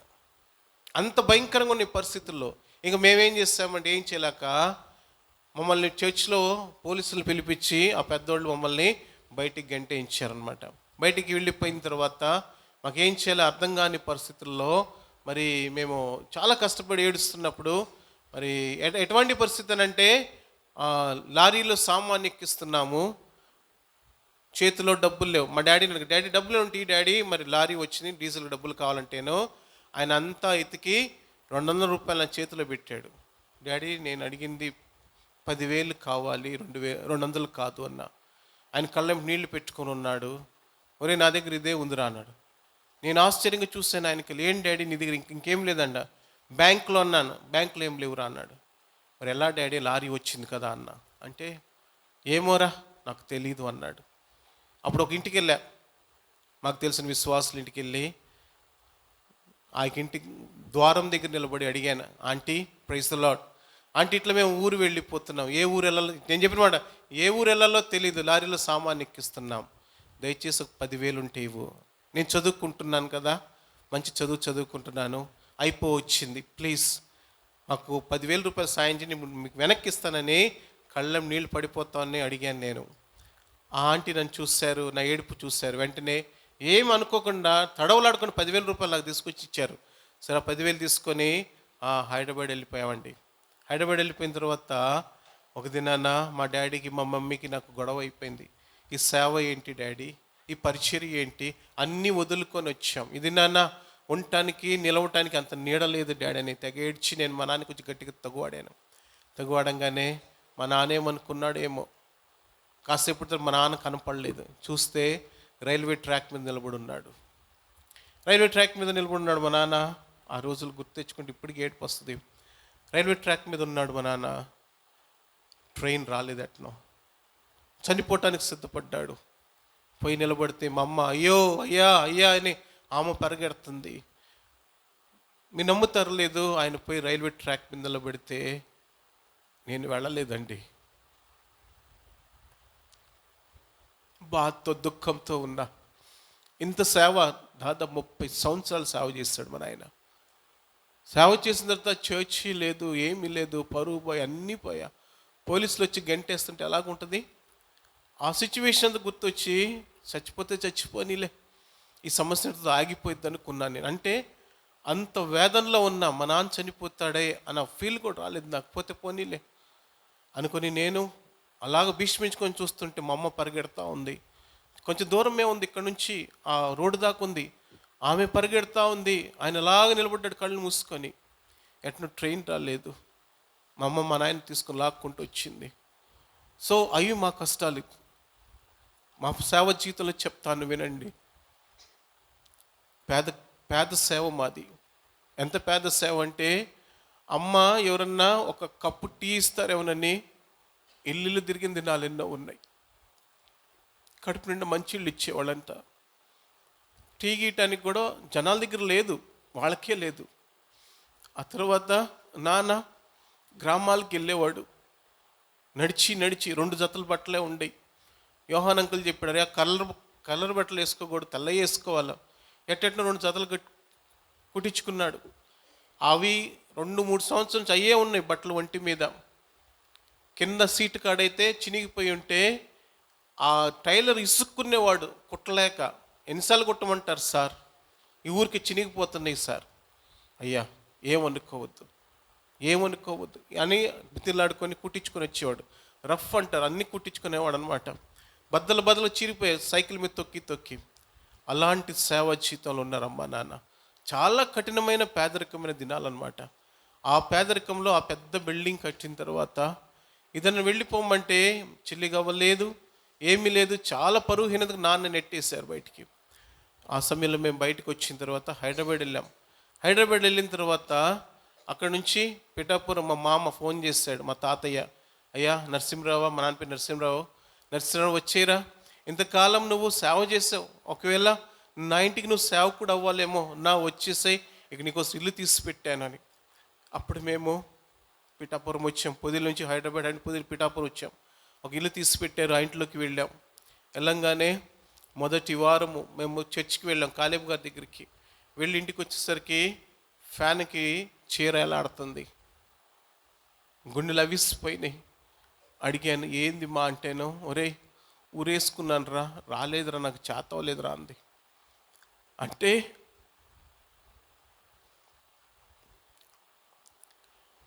నాన్న అలాగా, అమ్మ ఇలాగంటే ఎంత వాళ్ళు మెంటలీగా ఎంత కుసించుకుపోయినారు. నాకు చేత కాలేదురా, ఊరేసుకున్నాను కానీ రాలేదురా అని ఏడుస్తోంది. అలాంటి పరిస్థితుల్లో ఉన్నాం. సో ఆ తర్వాత మళ్ళీ ఫైనల్కి వచ్చాను, చదువు అయిపోయింది. పిఠాపురం వచ్చాను, జాబ్స్ ప్రయత్నం చేసి 2 నెలలు నాకు జాబ్ రాలేదు. పిఠాపురం రాగానే నేను లోపల ఉన్నాను, ఇంట్లో ఉన్నాను. మా పని మనిషి కొంచెం అమ్మకి కొంచెం ఆయాసంగా ఉంటుంది కదా, ఒక పని ఆవిడ వచ్చేది. అది కూడా మా మామయ్య పెట్టాడు, కొంచెం సాయం చేయండి మా అక్కకి అని. మా మామయ్య మంత్లీ 2,000-3,000 పంపించాడు అన్నానికి. చాలా కష్టంగా ఉండేది ఆ రోజుల్లో కూడా, చాలా అంటే చాలా. ఆ సమయంలో పని ఆవిడ అంటుంది, ఏమ్మా మీ అబ్బాయి ఎందుకు చాలా పెద్ద చదువు చదివాడంటేనే, ఆ అబ్బాయి ఇంట్లో ఉన్నాడంటే ఉద్యోగం చేయకుండా నలుగురు నాన్న మాట్లాడుతున్నారమ్మా బయట అని. బయట నాకు ఆ మాట వినిపించింది. దేవుణ్ణి అడిగాను, ప్రభా ఏంది కష్టం మాకు, ఎంత సేవ చేసావంటే. మా అమ్మ మా నాన్న కాళ్ళి నడకన 100 గ్రామాల పైనే తిరిగారండి. ఎవరినైనా అడగండి, 100 గ్రామాల పైనే తిరిగారు మా అమ్మ మా నాన్న. అంత కష్టపడి సేవ చేశారు. ఇది నన్ను అన్నీ కోల్పోయారు వాళ్ళు. అంత ఏడుపుతో ఉండిపోతే ఆ మాట విన్నా. అప్పుడు నా ఫ్రెండ్ ఒక ఆయన ఉన్నాడు రాజన్ అడిగి, నేను జాబ్ ఉంటే చూడాయన్న. ఏం పని చేస్తావు అరవింద్ అంటే, ఏదైనా కూలి పని అని చేస్తాను నేను, ఇంట్లో కూర్చొని నేను, నా చదువుకు అర్థం లేదు అన్న. ఆ టైంలో మరి ఆయన రైతు చైతన్య యాత్రలో వచ్చినప్పుడే, అప్పుడు జీప్ డ్రైవర్ అవసరమైంది. అరవింద్ జీప్ బండి నడుపుతాను, కారు నడుపుతావు కదా నేను నన్ను ఒక్కొక్క ప్రామిస్ చెయ్యి, నేను డాక్టర్ అని ఎవరికి చెప్పకే, బాగోదని చెప్పాను నేను. అంటే లేదు చెప్పనులే అన్నాడు. సో అక్కడ జీప్ డ్రైవర్కి ఒక 21 దినాలు పని చేశాను నేను. పని చేసిన తర్వాత వాళ్ళని జీప్ డ్రైవరే అనుకుంటున్నారు. మైకులు కట్టడం వచ్చుగా, మందిరంలో చేసాక మైకులు కట్టడము, ఫ్లెక్సీలు కట్టడం, ఎన్ని పనులు చేస్తున్నా. చివరి రోజు అందరిని పిలిచాడు. ఆయన ఎవరో తెలుసా అంటే, మనందరికన్నా మన జిల్లాలోనే అంత పెద్ద చదువులేదైనా, ఆయన మానసిక వైద్యులు ఆయన. సో అటువంటి గొప్ప స్థితి అయింది అని అలా అందరికీ పరిచయం చేశాడు. చేయగానే నాకు సంతోషం లేదు, ఎందుకంటే ఏం లేదు నాకు. అది అయిపోయింది. ఈరోజు సాయంత్రము శ్రీ కాకతీయ గ్రూప్స్లో వాళ్ళు ప్రిన్సిపల్ టీచర్స్ పోస్టులు రాశారనమాట రాజమండ్రిలో. మా డాడీ దగ్గరికి వెళ్ళాడు, డాడీ ఈ పోస్ట్ అన్న చేసుకుంటాను, ప్రార్థన చేయన్నాడు. మా నాన్న కళ్ళెం నీళ్ళు పెట్టుకుని మనసులో మాట చెప్పడు, కానీ ఇప్పుడు ప్రార్థన చేసి, ప్రభు నీకు చిత్తమైతే బాబుకు జాబ్ అన్నాడు. రాజమండ్రి వెళ్ళాను, లోపలికి వెళ్ళాను. నా యొక్క ప్రొఫైల్ మొత్తం చూశారు వాళ్ళు అన్నారు, అయ్యా నువ్వు ఇంత పెద్ద చదువుకున్నావు, ఇక్కడ జాబ్ చేయడానికి నేను టీచర్ పోస్ట్ అని ఇవ్వండి ప్లీజ్ అని అడిగాను వాళ్ళని. టీచర్ పోస్ట్ అని ఇవ్వండి, 8,000 ఎంతో జీతం, ప్లీజ్ అండి ఇవ్వండి అని బతిలాడా. అంటేను డెమో తీసుకో అన్నారు. 10th క్లాస్ నెపోలియన్ బోనాపార్ట్, ఏం చదివాను నాకు తెలియదు, మొత్తానికి చక్కగా చెప్పానని నాకు తెలియదు, ఏ చెప్పాను మొత్తానికి. అన్ని కిందకు వచ్చిన తర్వాత అన్నారు, సార్ మేము జాబ్ ఇవ్వలేను సార్, మీరు వెళ్ళండి సార్ అన్నాడు. దిగులతోటి బయటకు వచ్చేసాను ఆ క్యాంపస్లోంచి. ప్యూన్ పరిగెత్తుకుంటూ వచ్చాడు అటెండర్, సార్ మేము పిలుస్తున్నారు. లోపల పోతే అడిగారు, సార్ ప్రిన్సిపల్గా పని చేస్తారని అడిగారు నన్ను వాళ్ళు. నేను అన్నాను, నాకు టీచర్లో ఏం చెప్పాలో తెలియదు, పెద్ద చదువులు చెప్తాను, నాకు ఏం తెలియదు అయ్యా. ఈ వైద్యం గురించి కానీ లేకపోతే ఈ యొక్క చదువు గురించి చెప్తాను, నాకు ఏం తెలియదు అన్నా. అప్పుడు అన్నారు, లేదండి మీ డిగ్రీ ఉంది, అది పెట్టుకుంటాం మేము, అందుకోసం మా రెప్యుటేషన్ ఉంటుంది, మీరు రండి సార్ ప్రిన్సిపాల్ గాను. సరే మేమే ఉంటాం, మీరు మీ పేరు పెట్టుకోండి సార్. సరే అలాగే జాయిన్ అయిపోయి నేను మంచి శాలరీ ఇచ్చారు స్టార్టింగ్ వాళ్ళు. దేవుడు ఆ రోజు నాకు జీవితంలో మొట్టమొదటిసారిగా నా జీవితంలో నా ముఖం మీద నేను నవ్వు చూడగలిగాను. So after so many years ప్రిమిలరా, దాదాపు 6 రోజు నుంచి మరలా అక్కడ 1 year 6 months పనిచేశాను. ఆ తర్వాత మళ్ళీ ఎయిడ్స్ కంట్రోల్ బోర్డుకి వచ్చేసాను. మళ్ళీ జాబ్స్ దేవుడు టకటక వెంటనే ఇచ్చేసాడు. ఈస్ట్ గోదావరి ఆఫీసర్గా అయిపోయాను. అక్కడ మంచి జాబ్ వచ్చేసింది, HIV ఎయిడ్స్ మీద వర్క్ చేయటము. అక్కడ మంచి పొజిషన్కి వెళ్ళిపోయాను. అక్కడ నుంచి గస్టెడ్ ర్యాంక్ వచ్చేసాను నేను. అక్కడ నుంచి 2010 దాకా మంచి పోస్ట్లో ఉండిపోయాను. ఆ తర్వాత 2010లో మా నాబార్డ్లో CUగా నేను జాయిన్ అయినాను, ప్రకాశం జిల్లాకు ఆఫీసర్గా. దేవుడు మహాకృపను ఇచ్చే టూకీకి చెప్పేస్తాను ఇది. అక్కడ నాకు మంచి జాబ్ వచ్చింది. ఆ సమయంలో మా డాడీ ఒంట్లో బాగలా, డాడీ సిక్ అయ్యాడు. దేవుణ్ణి అడిగాను నేను, ఎంత ఏడ్చుంటానంటే, ప్రభువా ఇప్పుడే కదా ప్రభువా మా డాడీకి నేను కడుపు నిండి అన్నం పెట్టగలుగుతున్నాను. మా డాడీ ఏం చేస్తాడంటే, దేవుడు మాట్లాడు, నీకు ఎక్కడ పోయింది అక్కడ వెతుక్కోమని దేవుడు వాక్యం ఇచ్చాడంట. ఎక్కడ పరుగు పోయింది, ఎక్కడ నిందలు పడ్డ అక్కడికి వెళ్ళిపోయి ఎత్తుక్కోమంటే, మా డాడీ ఒక చిన్న ఇంట్లో మరి మందిరము ప్రారంభం చేశాడనమాట. సో అక్కడ ఆయన పరిచయం చేసుకుంటూ ఉన్నాడు. ఆయన సిక్ అయిపోయాడు, బాగా సిక్ అయిపోతే మరి వైజాగ్ తీసుకొచ్చి టెస్ట్ చేస్తే EF అంటారు, ఎజాక్యులేషన్ ఫ్యాక్టర్ అనమాట, హార్ట్ పంపింగ్ 28 ఉంది. ఆ డాక్టర్స్ అందరూ అడిగారు, మాకు అందరు పరిచయమే. అందరు అన్నారు, కేర్ హాస్పిటల్ అన్నారు, సార్ మీ డాడీ నడిచి వచ్చారా మోసుకొచ్చారా? నడిచి వచ్చాడు అన్నాడు. సార్ ఆయన నెలలు రోజుల్లో చనిపోతాడు అన్నాడు. ఇంకెలాగుంటుందండి, నాకు నీరు గారిపోయాను. అప్పుడు మా నాన్నకి ఎంత జస్ట్ 60 సంవత్సరాలు. నాకు అసలు దిమ్మ తిరిగిపోయింది. మా అమ్మ మా నాన్న మీద కంప్లైంట్ చెప్తారు, రే మీ నాయన సేవకి వెళ్ళట్లేదురా, ఇంట్లోనే ఉంటున్నాడు రా, ఏంది అలసట అంటున్నారు అన్నాడు అని అనగానే నేను తీసుకుపోయానుగా చూపించాను. కారులో వెళ్తూ ఉన్నాము, మా డాడీ మా మమ్మీ అట్నే వెనక్కి కూర్చొని కంప్లైంట్ చేస్తాను. ఆటోలు కంప్లైంట్ చేస్తుంటారు బాగా, నేను సందు దొరికితే చాలు ఎట్నే కంప్లైంట్ చేస్తూ ఉంటే కారు ఆపి మమ్మల్ని బయటికి లాగాను. మా నీకు తెలుసా డాడీ పరిస్థితి ఎలాగుందో, ఆయన చనిపోతాడంట 1-2 నెలల్లో. మమ్మ నిర్ఘాంతపోయింది. హార్ట్ పని చేయట్లేదు, దాన్ని డిప్రెసివ్ సిండ్రోమ్ అంటారు.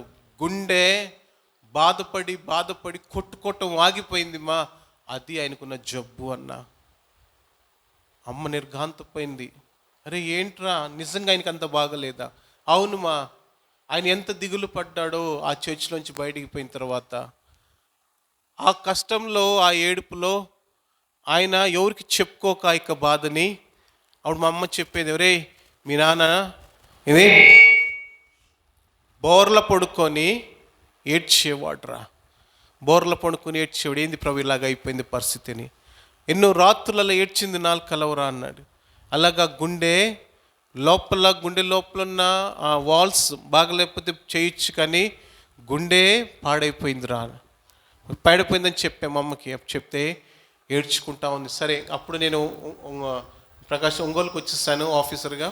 ఆ తర్వాత ఏం జరిగిందని అంటే, మా డాడీ నన్ను అడిగాడు, ఏంద్రా నువ్వు ఇక్కడికి వచ్చావేంద్రా అన్నాడు. నేను వైజాగ్లో కాకినాడ అక్కడ వర్క్ చేస్తూ ఉండేవాడిని. ఏంద్ర ఇక్కడికి వచ్చేసావంటే, నేను నన్ను డాడీ నీతో కొంతకాలం గడపాలని ఆశపడిందన్న. మా డాడీ విషయాలు ఏం చెప్పలేదని. ఏమిరా అంటే, ఏమో డాడీ నీతో ఉంటాను కొద్ది రోజులు అన్నాను. అంటేను అప్పుడు మా డాడీకి ఒక కారు కొనిచ్చాం. కారు కొనిస్తే మా డాడీ అన్నాడు, ఒరే ఈ కారు చిన్నగా ఉందిరా, 5 సీటరేను, నాకు ఏదైనా మంచి కారు కావాలి అన్నాడు. ఏం కారు కావాలి అంటే, బొలెరో కావాలరా అన్నాడు. ఒక మాట చెప్పాడు నాకు, బొలెరో కావాలి అన్నాడు. సరే నేను అన్నాను, సరే డాడీ కొంటాంలే అన్నాను నేను. ఆ తర్వాత డాడీ బాగా సిక్ అయిపోయాడు ఒక దినాన. ఆయన్ని మేము పిఠాపురం తీసుకొచ్చాం. బాగా సిక్ అయిపోతే సిక్ అయిపోయిన తర్వాత నేను అపోలో హాస్పిటల్ జాయిన్ చేశారు. నేను వచ్చాను అన్నప్పుడే డాడీ దగ్గరికి వచ్చాను. డాడీ ఏం డాడీ బాగలేదంటే, ఏం మాట్లాడట్లా. ఆ రోజు నేను మా డాడీ కోసం బొలెరో కొనేసాను. నేను బొలెరో కొన్నాను, చాలా సొఫిస్టికేటెడ్ వెహికల్, టాప్ ఎండ్ అనమాట. అది కొని చెప్పాను, డాడీ నీకోసం నేను బొలెరో కొని తీసుకొచ్చి, నాకు తెలుసు ఆయన చనిపోతాడని. డాడీ నువ్వు బొలెరో కావాలను కదా, బొలెరో తీసుకొచ్చాను, వస్తావా అన్న. ఏం మాట్లాడలా, నాకు ఇలా చూసిన కోమల్లో ఉన్నాడు ఆయన. మీరు నమ్ముతారు లేదు, ఆ స్ట్రక్చర్ మీద కూర్చోబెట్టుకున్నాను, తీసుకుని వస్తా ఉన్నాను అపోలో హాస్పిటల్ నుంచి. అందరు తెలిసిన వాళ్ళు, అరవింద్ గారు ఏంటి మీరు పిచ్చి పని చేయటం అన్నారు. లేదండి, నేను మా నాన్న తీసుకుని వెళ్తున్నాను, ప్లీజ్ ఏమనుకోవద్దు. వాళ్ళు నిర్ఘాంతంగా చూస్తున్నారు నాకు వెళ్ళి. ఆయన తీసుకొచ్చి ఆ ఫ్రంట్ సీట్లో కూర్చోబెట్టాను. నేను కూర్చోబెట్టి బండి పొదిలి వైపు పరిగెట్టిస్తూ ఉన్నా. ఆయన బండిలో కూర్చున్నాడు. ప్రార్థన చేశాను, ప్రభా ఆయన చివరి కోరిక నేను తీర్చాలి దేవా. ఆయన నోరు తెరిచి నాకు ఒక కారు కావాలన్నాడు.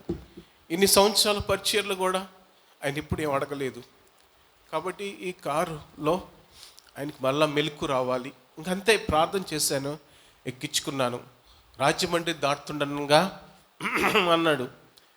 చూస్తే రే ఎక్కడున్నాం రా అని అడిగాడు నన్ను. డాడీ నువ్వు అడిగేవే బొలెరో కార్, అందులో ఉన్నాం డాడీ అన్నాడు. అంత తౌడుకున్నాడు, చూసుకున్నాడు, చాలా బాగుందిరా అన్నాడు. సో ఆయన తీసుకువెళ్ళాం, బాగానే ఉన్నాడు. ఒక దినాన తీసుకెళ్ళిపోయిన తర్వాత కొంతకాలం అందులో సేవకు తీసుకెళ్ళేవాడిని. మార్నింగ్ ఆఫీస్కి వెళ్ళేవాడిని, సాయంత్రం అక్కడి నుంచి వచ్చేవాడిని. పొదిలికి వచ్చే రోజు 55 కిలోమీటర్ 110 కిలోమీటర్ ప్రయాణం వచ్చి నాన్నతోటి సేవకు వెళ్ళేవాడిని. సేవకు వెళ్తూ ఉంటే ఒక దినాన ఆయన నేను ప్రయాణం చేస్తూ ఉంటే అడిగా మా నాన్న, డాడీ నాకు చిన్న కోరిక చెప్తావా అన్న. ఏంట్రా అన్నాడు. డాడీ మా చిన్నప్పటి నుంచి అసలు మేము ఏం చదువుకుంటున్నాం, మేము ఎక్కడున్నాం, మాకు ఫీజులు ఎంత, ఎప్పుడు అడిగావా అని అడిగా. ఆయన అఖిల అలా చూశాడు. ఏం డాడీ నాకు ఎప్పటి నుంచి ఆశ, అసలు మేము ఏం చదువుకున్నాం, మాకు ఫీజులు ఎంత కట్టాను, ఇప్పుడు అడిగావు నువ్వు అంటే.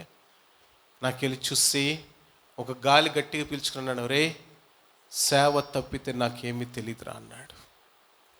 సేవ తప్పితే నాకేం తెలియదురా అన్నాడు. అవును, నేనేం పట్టించుకోలేకపోయాను, తండ్రిగా నేనేం చేయలేకపోయాను అని కళ్ళెం నీళ్ళు పెట్టుకున్నాడు. ఆ దృష్టి నాకు ఇప్పటికి నేను మర్చిపోలేను. కళ్ళెం నీళ్ళు పెట్టుకున్నాడు. నేను అనుకున్నాను, అరే డాడీ సారీ, నేను అడగకుండా ఉండాల్సిన అనవసరంగా అడిగాను, ప్రభా నన్ను క్షమించు, మా నాన్న కూడా క్షమించు ప్రభా, ఏదైతేనేమి మమ్మల్ని ఉన్నతమైన స్థితికి తీసుకొచ్చావు, అందుకని ఎందుకు అని. అయిపోయిన తర్వాత ఇంకా అనారోగ్యం డిటోరేట్ అయిపోతూ ఉంది. ఒక దినాన మరి మంగళవారం కదా, బుధవారం ఆయనకి రోజు నేనే స్నానం చేయిస్తున్నా, నేను లేకపోతే నా భార్య,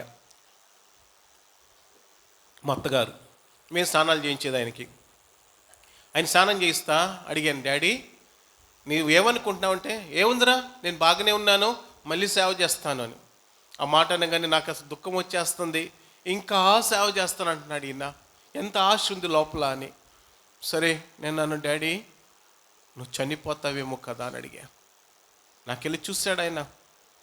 ఆ చూపు వేరుగా ఉంటుంది. మా నాన్న ఒకలాగా చూశాడు నాకెళ్ళి, చాలా జాలీగా చూశాడు నాకెళ్ళి. చూసి ఏంట్రా నువ్వు అనేది అన్నాడు. అవును డాడీ నీకు ఒంట్లో బాగలేదు, సిద్ధపడు అని చెప్పా. ఒక కుమారుడు తండ్రికి చెప్పే మాటలు కాదయ్యి. నేను అడిగాను, డాడీ సిద్ధపడు, నువ్వు సేవకుడివే కాదంటల్లా, మరి నువ్వు సిద్ధపడతావా? స్నానం చేపిస్తున్నా, అందరిని క్షమించుకున్నావా డాడీ అన్నాను. నేను బాధ పెట్టిన వాళ్ళందరినీ. ఎస్, ఐ ఫర్గివ్ ఎవ్రీవన్, నేను అందరినీ క్షమించేశాను నేను అన్నాడు. అప్పుడు నేను చెప్పాను, దేవుడితో సమాధానపడు డాడీ, ఇంకా చాలు, దేవుడితో సమాధానపడి ఆయన రాజ్యంలోకి ప్రిపేర్ అవ్వని చెప్పాను. ఫ్రైడే అయిపోయింది, సాటర్డే అయిపోయింది. సాటర్డే నైట్ ఆయన 1 గంటప్పుడు మాట్లాడుతున్నాడు. దా ఏసేరా వచ్చి కూర్చున్నా, పక్కన హాల్ ఉంటుంది మా ఇంట్లో, హాల్లో కూర్చున్నాను నేను, పడుకొని ఉన్నాను. 1 గంట 2 గంటలప్పుడు దా ఏసేరా నా ప్రక్కన కూర్చో. నేను ఎవరికి చెప్పలేదు, కానీ లోపల బాధగా ఉంది, నాకు నొప్పి వస్తుంది, నన్ను తీసుకో అంటే. మిలిటరీ వాళ్ళకి ఏం నేర్పుతారంటే బాధ చెప్పకూడదు బయటికి, చచ్చిపోయినా బాధ చెప్పరు అనమాట వాళ్ళు. మనమైతే చిన్న బాధలను చెప్పేస్తాం అందరికి, వాళ్ళు చెప్పరు. ప్రభు బాధగా ఉంది, నాకు తట్టుకోలేకపోతున్నాను, ఇంక నన్ను తీసేసుకో అని ప్రార్థన చేస్తున్నాడు. ఇంకా కూర్చో కాసేపు నా దగ్గర, నేను వస్తానులే, ఇప్పుడు దాకా నేను చిన్నపిల్లడు మాట్లాడు నేను రానని చెప్పే కానీ ఇంకా తీసుకోలే, నేను వచ్చేస్తాను అని ప్రార్థన చేశాడు. తర్వాత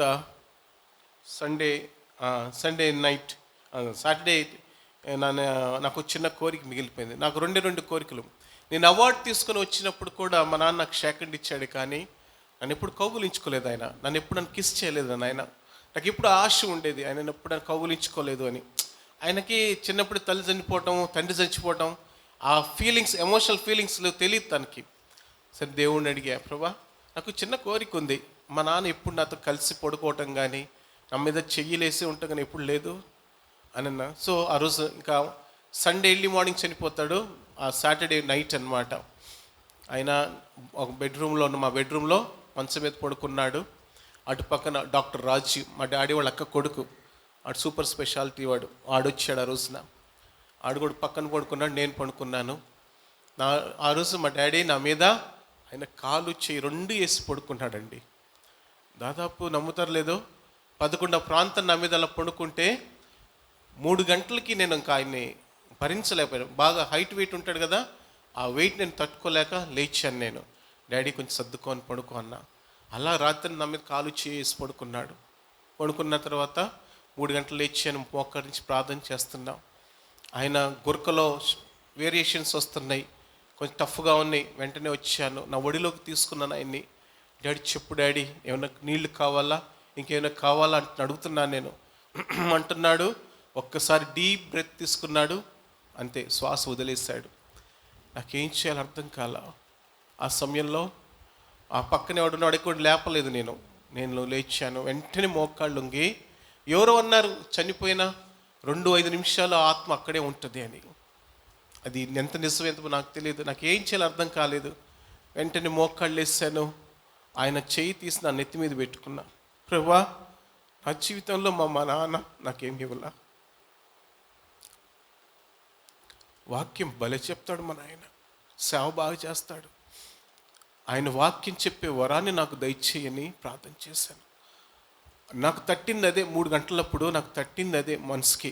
ఆయన చేయి తీసుకున్నా నా నెత్తి మీద పెట్టుకొని ప్రార్థన చేశాను మోకరించి. ప్రభా ఆయన వాక్యం చెప్తాడే, ఆ ఆత్మని నాకు అభిషేకంగా దయచేయి ప్రభు, ఇంకా నాకు ఏం వద్దు నాయన అది అని ప్రార్థన చేశా అని ప్రార్థన చేశాను. ఆమెనని అప్పుడు అందరిని లేపాను, ఇట్లా చనిపోయినాడు లే అని. ఆ రకంగా నాన్న చనిపోయినాడు. సో నాన్న చనిపోయిన తర్వాత ఇక ఏం చేయాలో అర్థం కావట్లా. జాబ్కి వెళ్తున్నాను వస్తున్నాను, మైండ్లో లేదు. 10 రోజులు అయిన తర్వాత మా అమ్మ నన్ను పిలిచింది, ఒరే రే ఏంట్రా బైబిల్ కూడా చదువుకోవట్లేదు, ప్రార్థన కూడా చేసుకోవట్లేదు అంటే, మా మనసు బాగలేదులే. సరే కానిరా, దేవుడు నాతో మాట్లాడాడు రా. ఏంటి మా అన్న, నువ్వు సేవ చేయాలంట అన్న. నాకు వచ్చింది కోపము, ఇట్టన్నాను ఒక్కసారికి మా అమ్మని. వణిగిపోయింది నా ఒళ్ళంతా. అమ్మగాడు బతికిపోయాను, లేకపోతే నన్ను చెప్పాను. ఏంటి ఏం చేస్తామంది. ఏంటి మా ఏం సాధించమ్మా మనం జీవితంలో? ఏమన్నా ఉందా? పరువు ఉందా? ప్రతిష్ఠ ఉందా? మందిరం ఉందా? అయ్యున్నాడా? ఏముంది మా? వద్దు మా మనకి అని గట్టిగా అరిచాను. నా పరిస్థితి నాకు పిచ్చివాళ్ళగా అయిపోయాను నేను.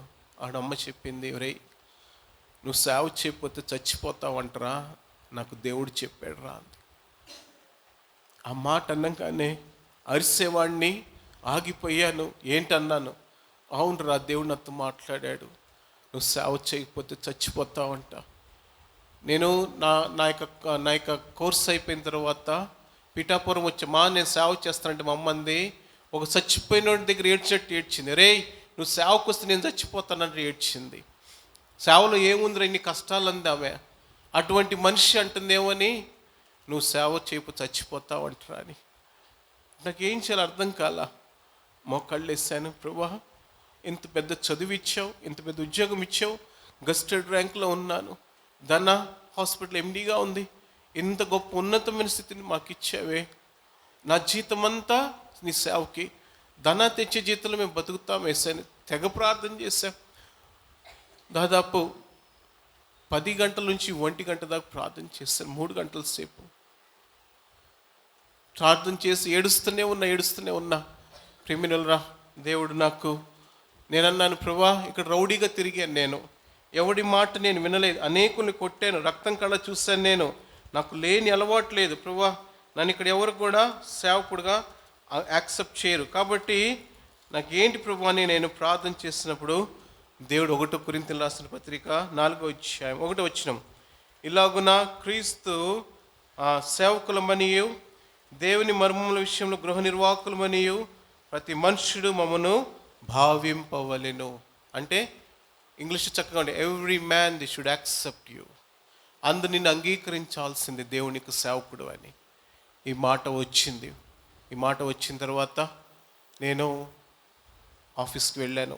1 నెల రోజులు పనిచేసాను, అవల ఆఫీస్కి వెళ్ళి రిజగ్నేషన్ ఇచ్చాను. నాబార్డ్లో ఉన్నాను నేను. నాబార్డ్ అంటే సెంట్రల్ గవర్నమెంట్, చాలా పెద్ద జాబ్. నాబార్డ్లో ఆఫీస్కి వెళ్ళాను. మాట్లాడితే వాళ్ళని అన్నారు, నువ్వు పిచ్చోడివి అన్నారు. ఎంత పెద్ద జీతం వదిలేస్తున్నావు, లక్షల్లో జీతం, ఎంత పెద్ద జీతం వదిలేసి వెళ్తున్నావు, మేమైతే రిజగ్నేషన్ ఏమయ్యా, నువ్వు పోతరా చూద్దాం అన్నారు. బయటకు వచ్చేసాను. పెద్ద ఆయన నా మీద ఒక ఆయన ఉంటాడు, తెగదిట్టాడు నన్ను.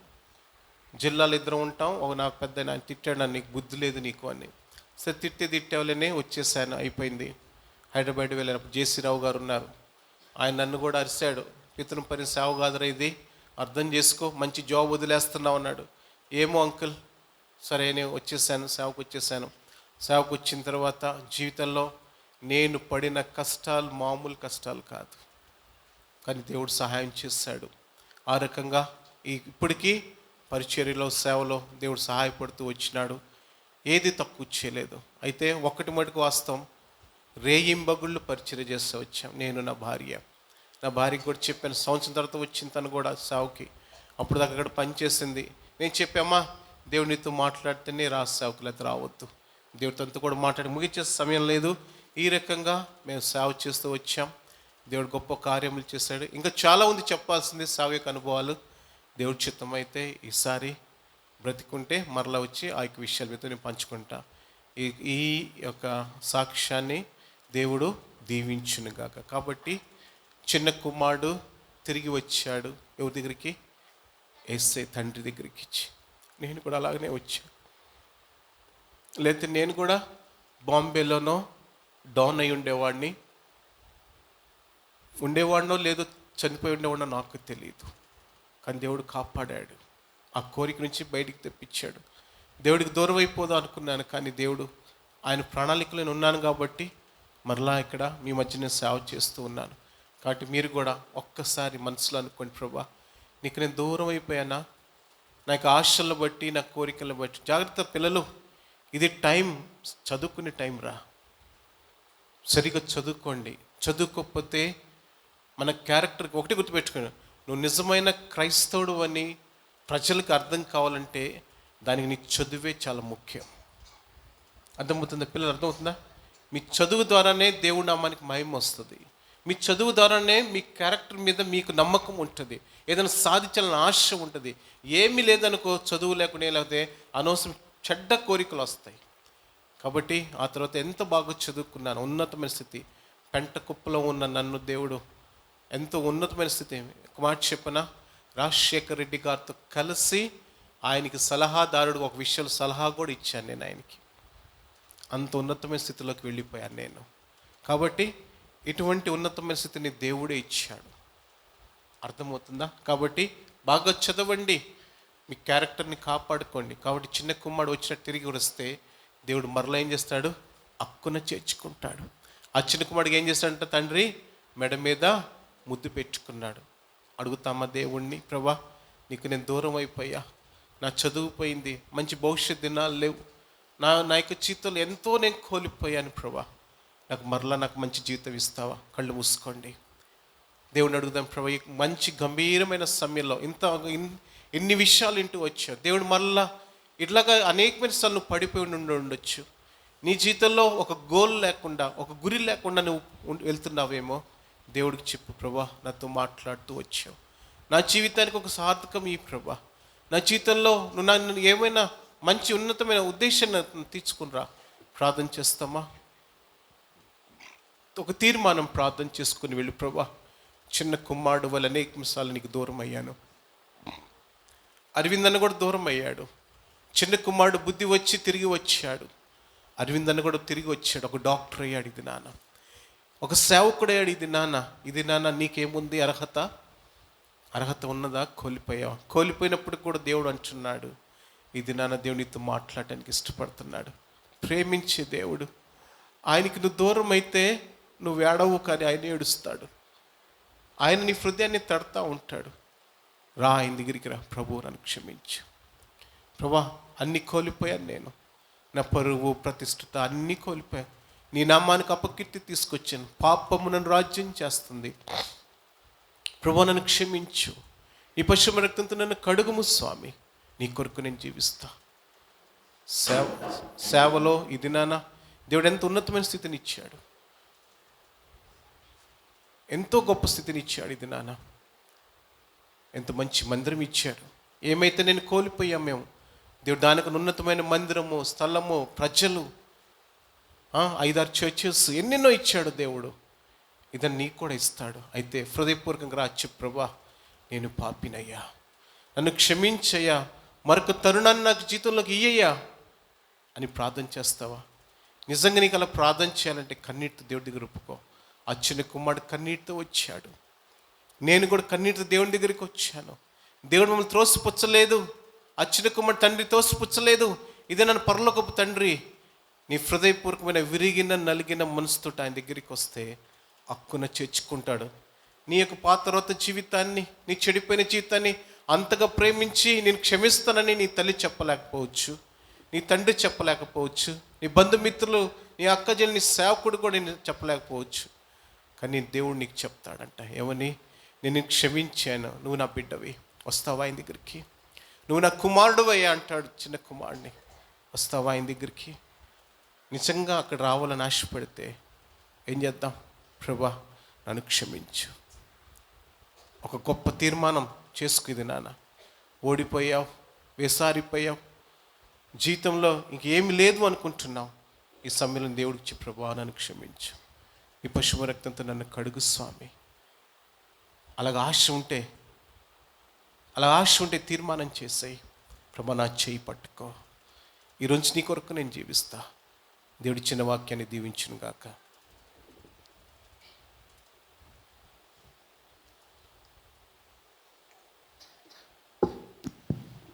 అలాగే మోకరించండి. దేవుని వాక్యమును బట్టి, ఇవ్వబడిన సాక్ష్యమును బట్టి దేవుని నడిపింపు, దేవుడు నీ పక్షాన. నిజమే, ఇది దేవజనుల గురించి, సోదరుడు తిమోతంకులను గురించి, వారిని గురించిన సాక్ష్యము, సోదరుడు అరవిందన్ను గురించిన సాక్ష్యము. అయితే దీని ద్వారా ఇది విని వేరే వేరే భావోద్రేకములతో ఉండేది కాదు, కానీ దీనిలో మన జీవితానికి అన్వయించుకోవాలి. నా విషయమే ఏంటి?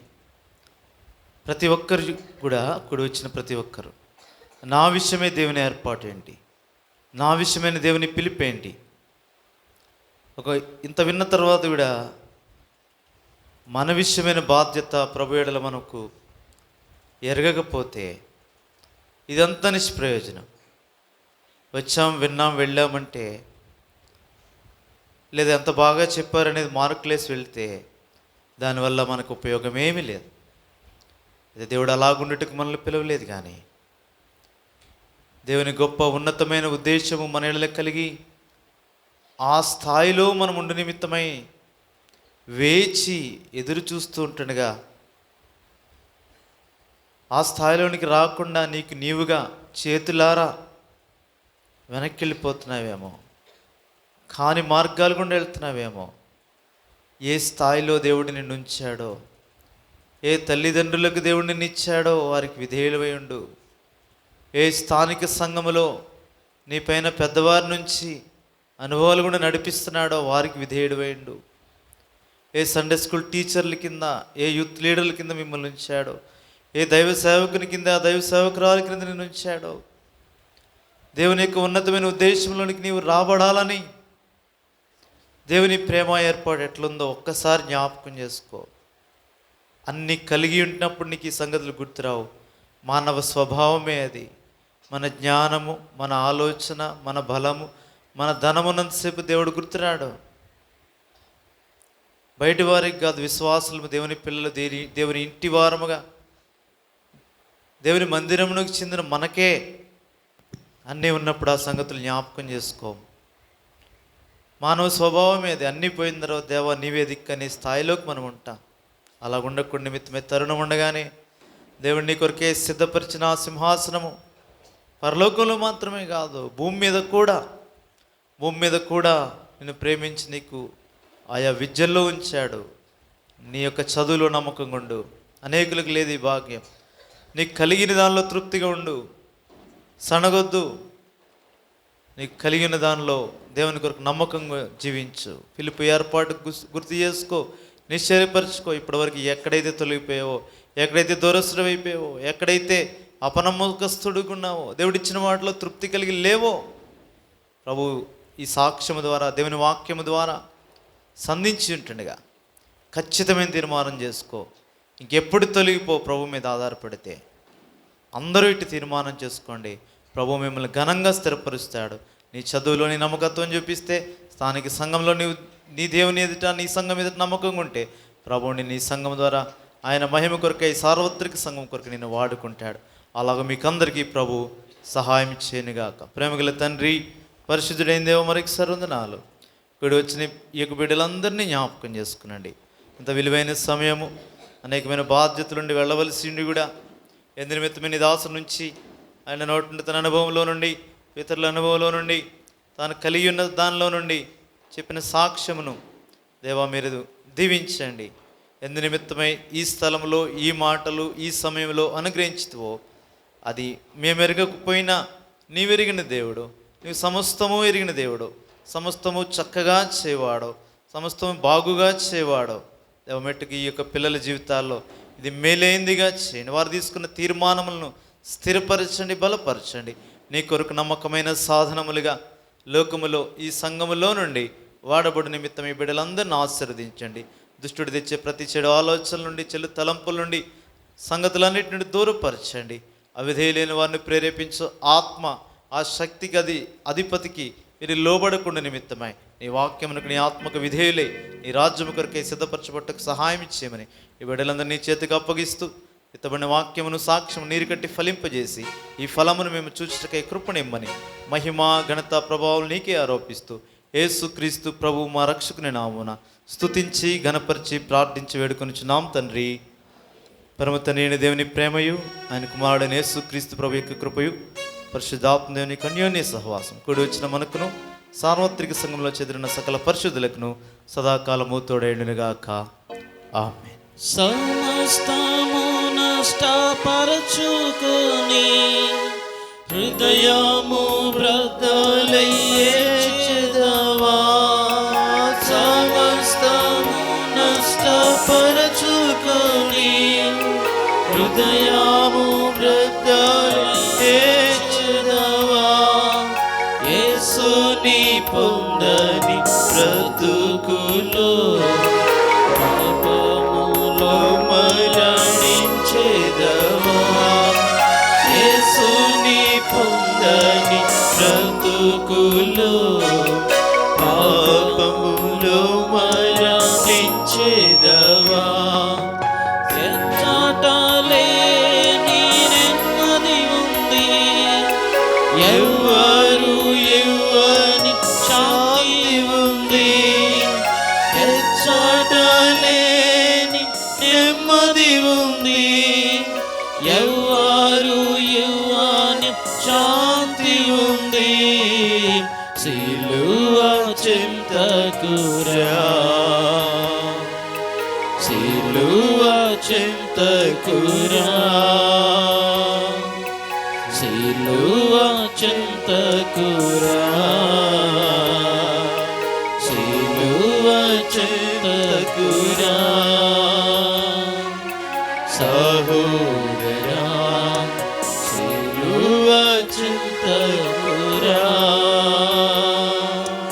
సహోదరి సిలువ చింతకురా.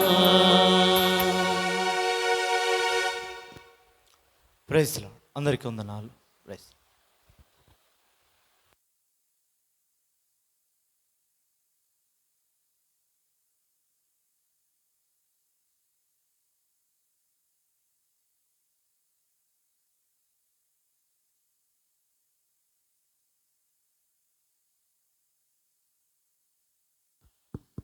బుధవారం నైటు పాముల పాషాలయ్య గారి ఇంటి దగ్గర కృతజ్ఞత కూడుకుంటుంది.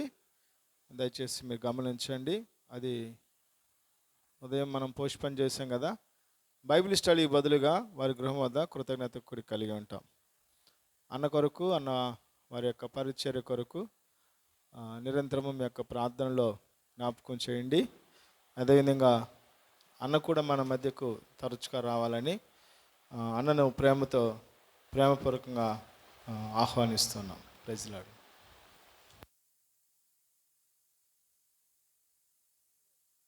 అక్కడున్న గిన్నెలన్నీ కూడా ఇక్కడ సదిరేయాలి.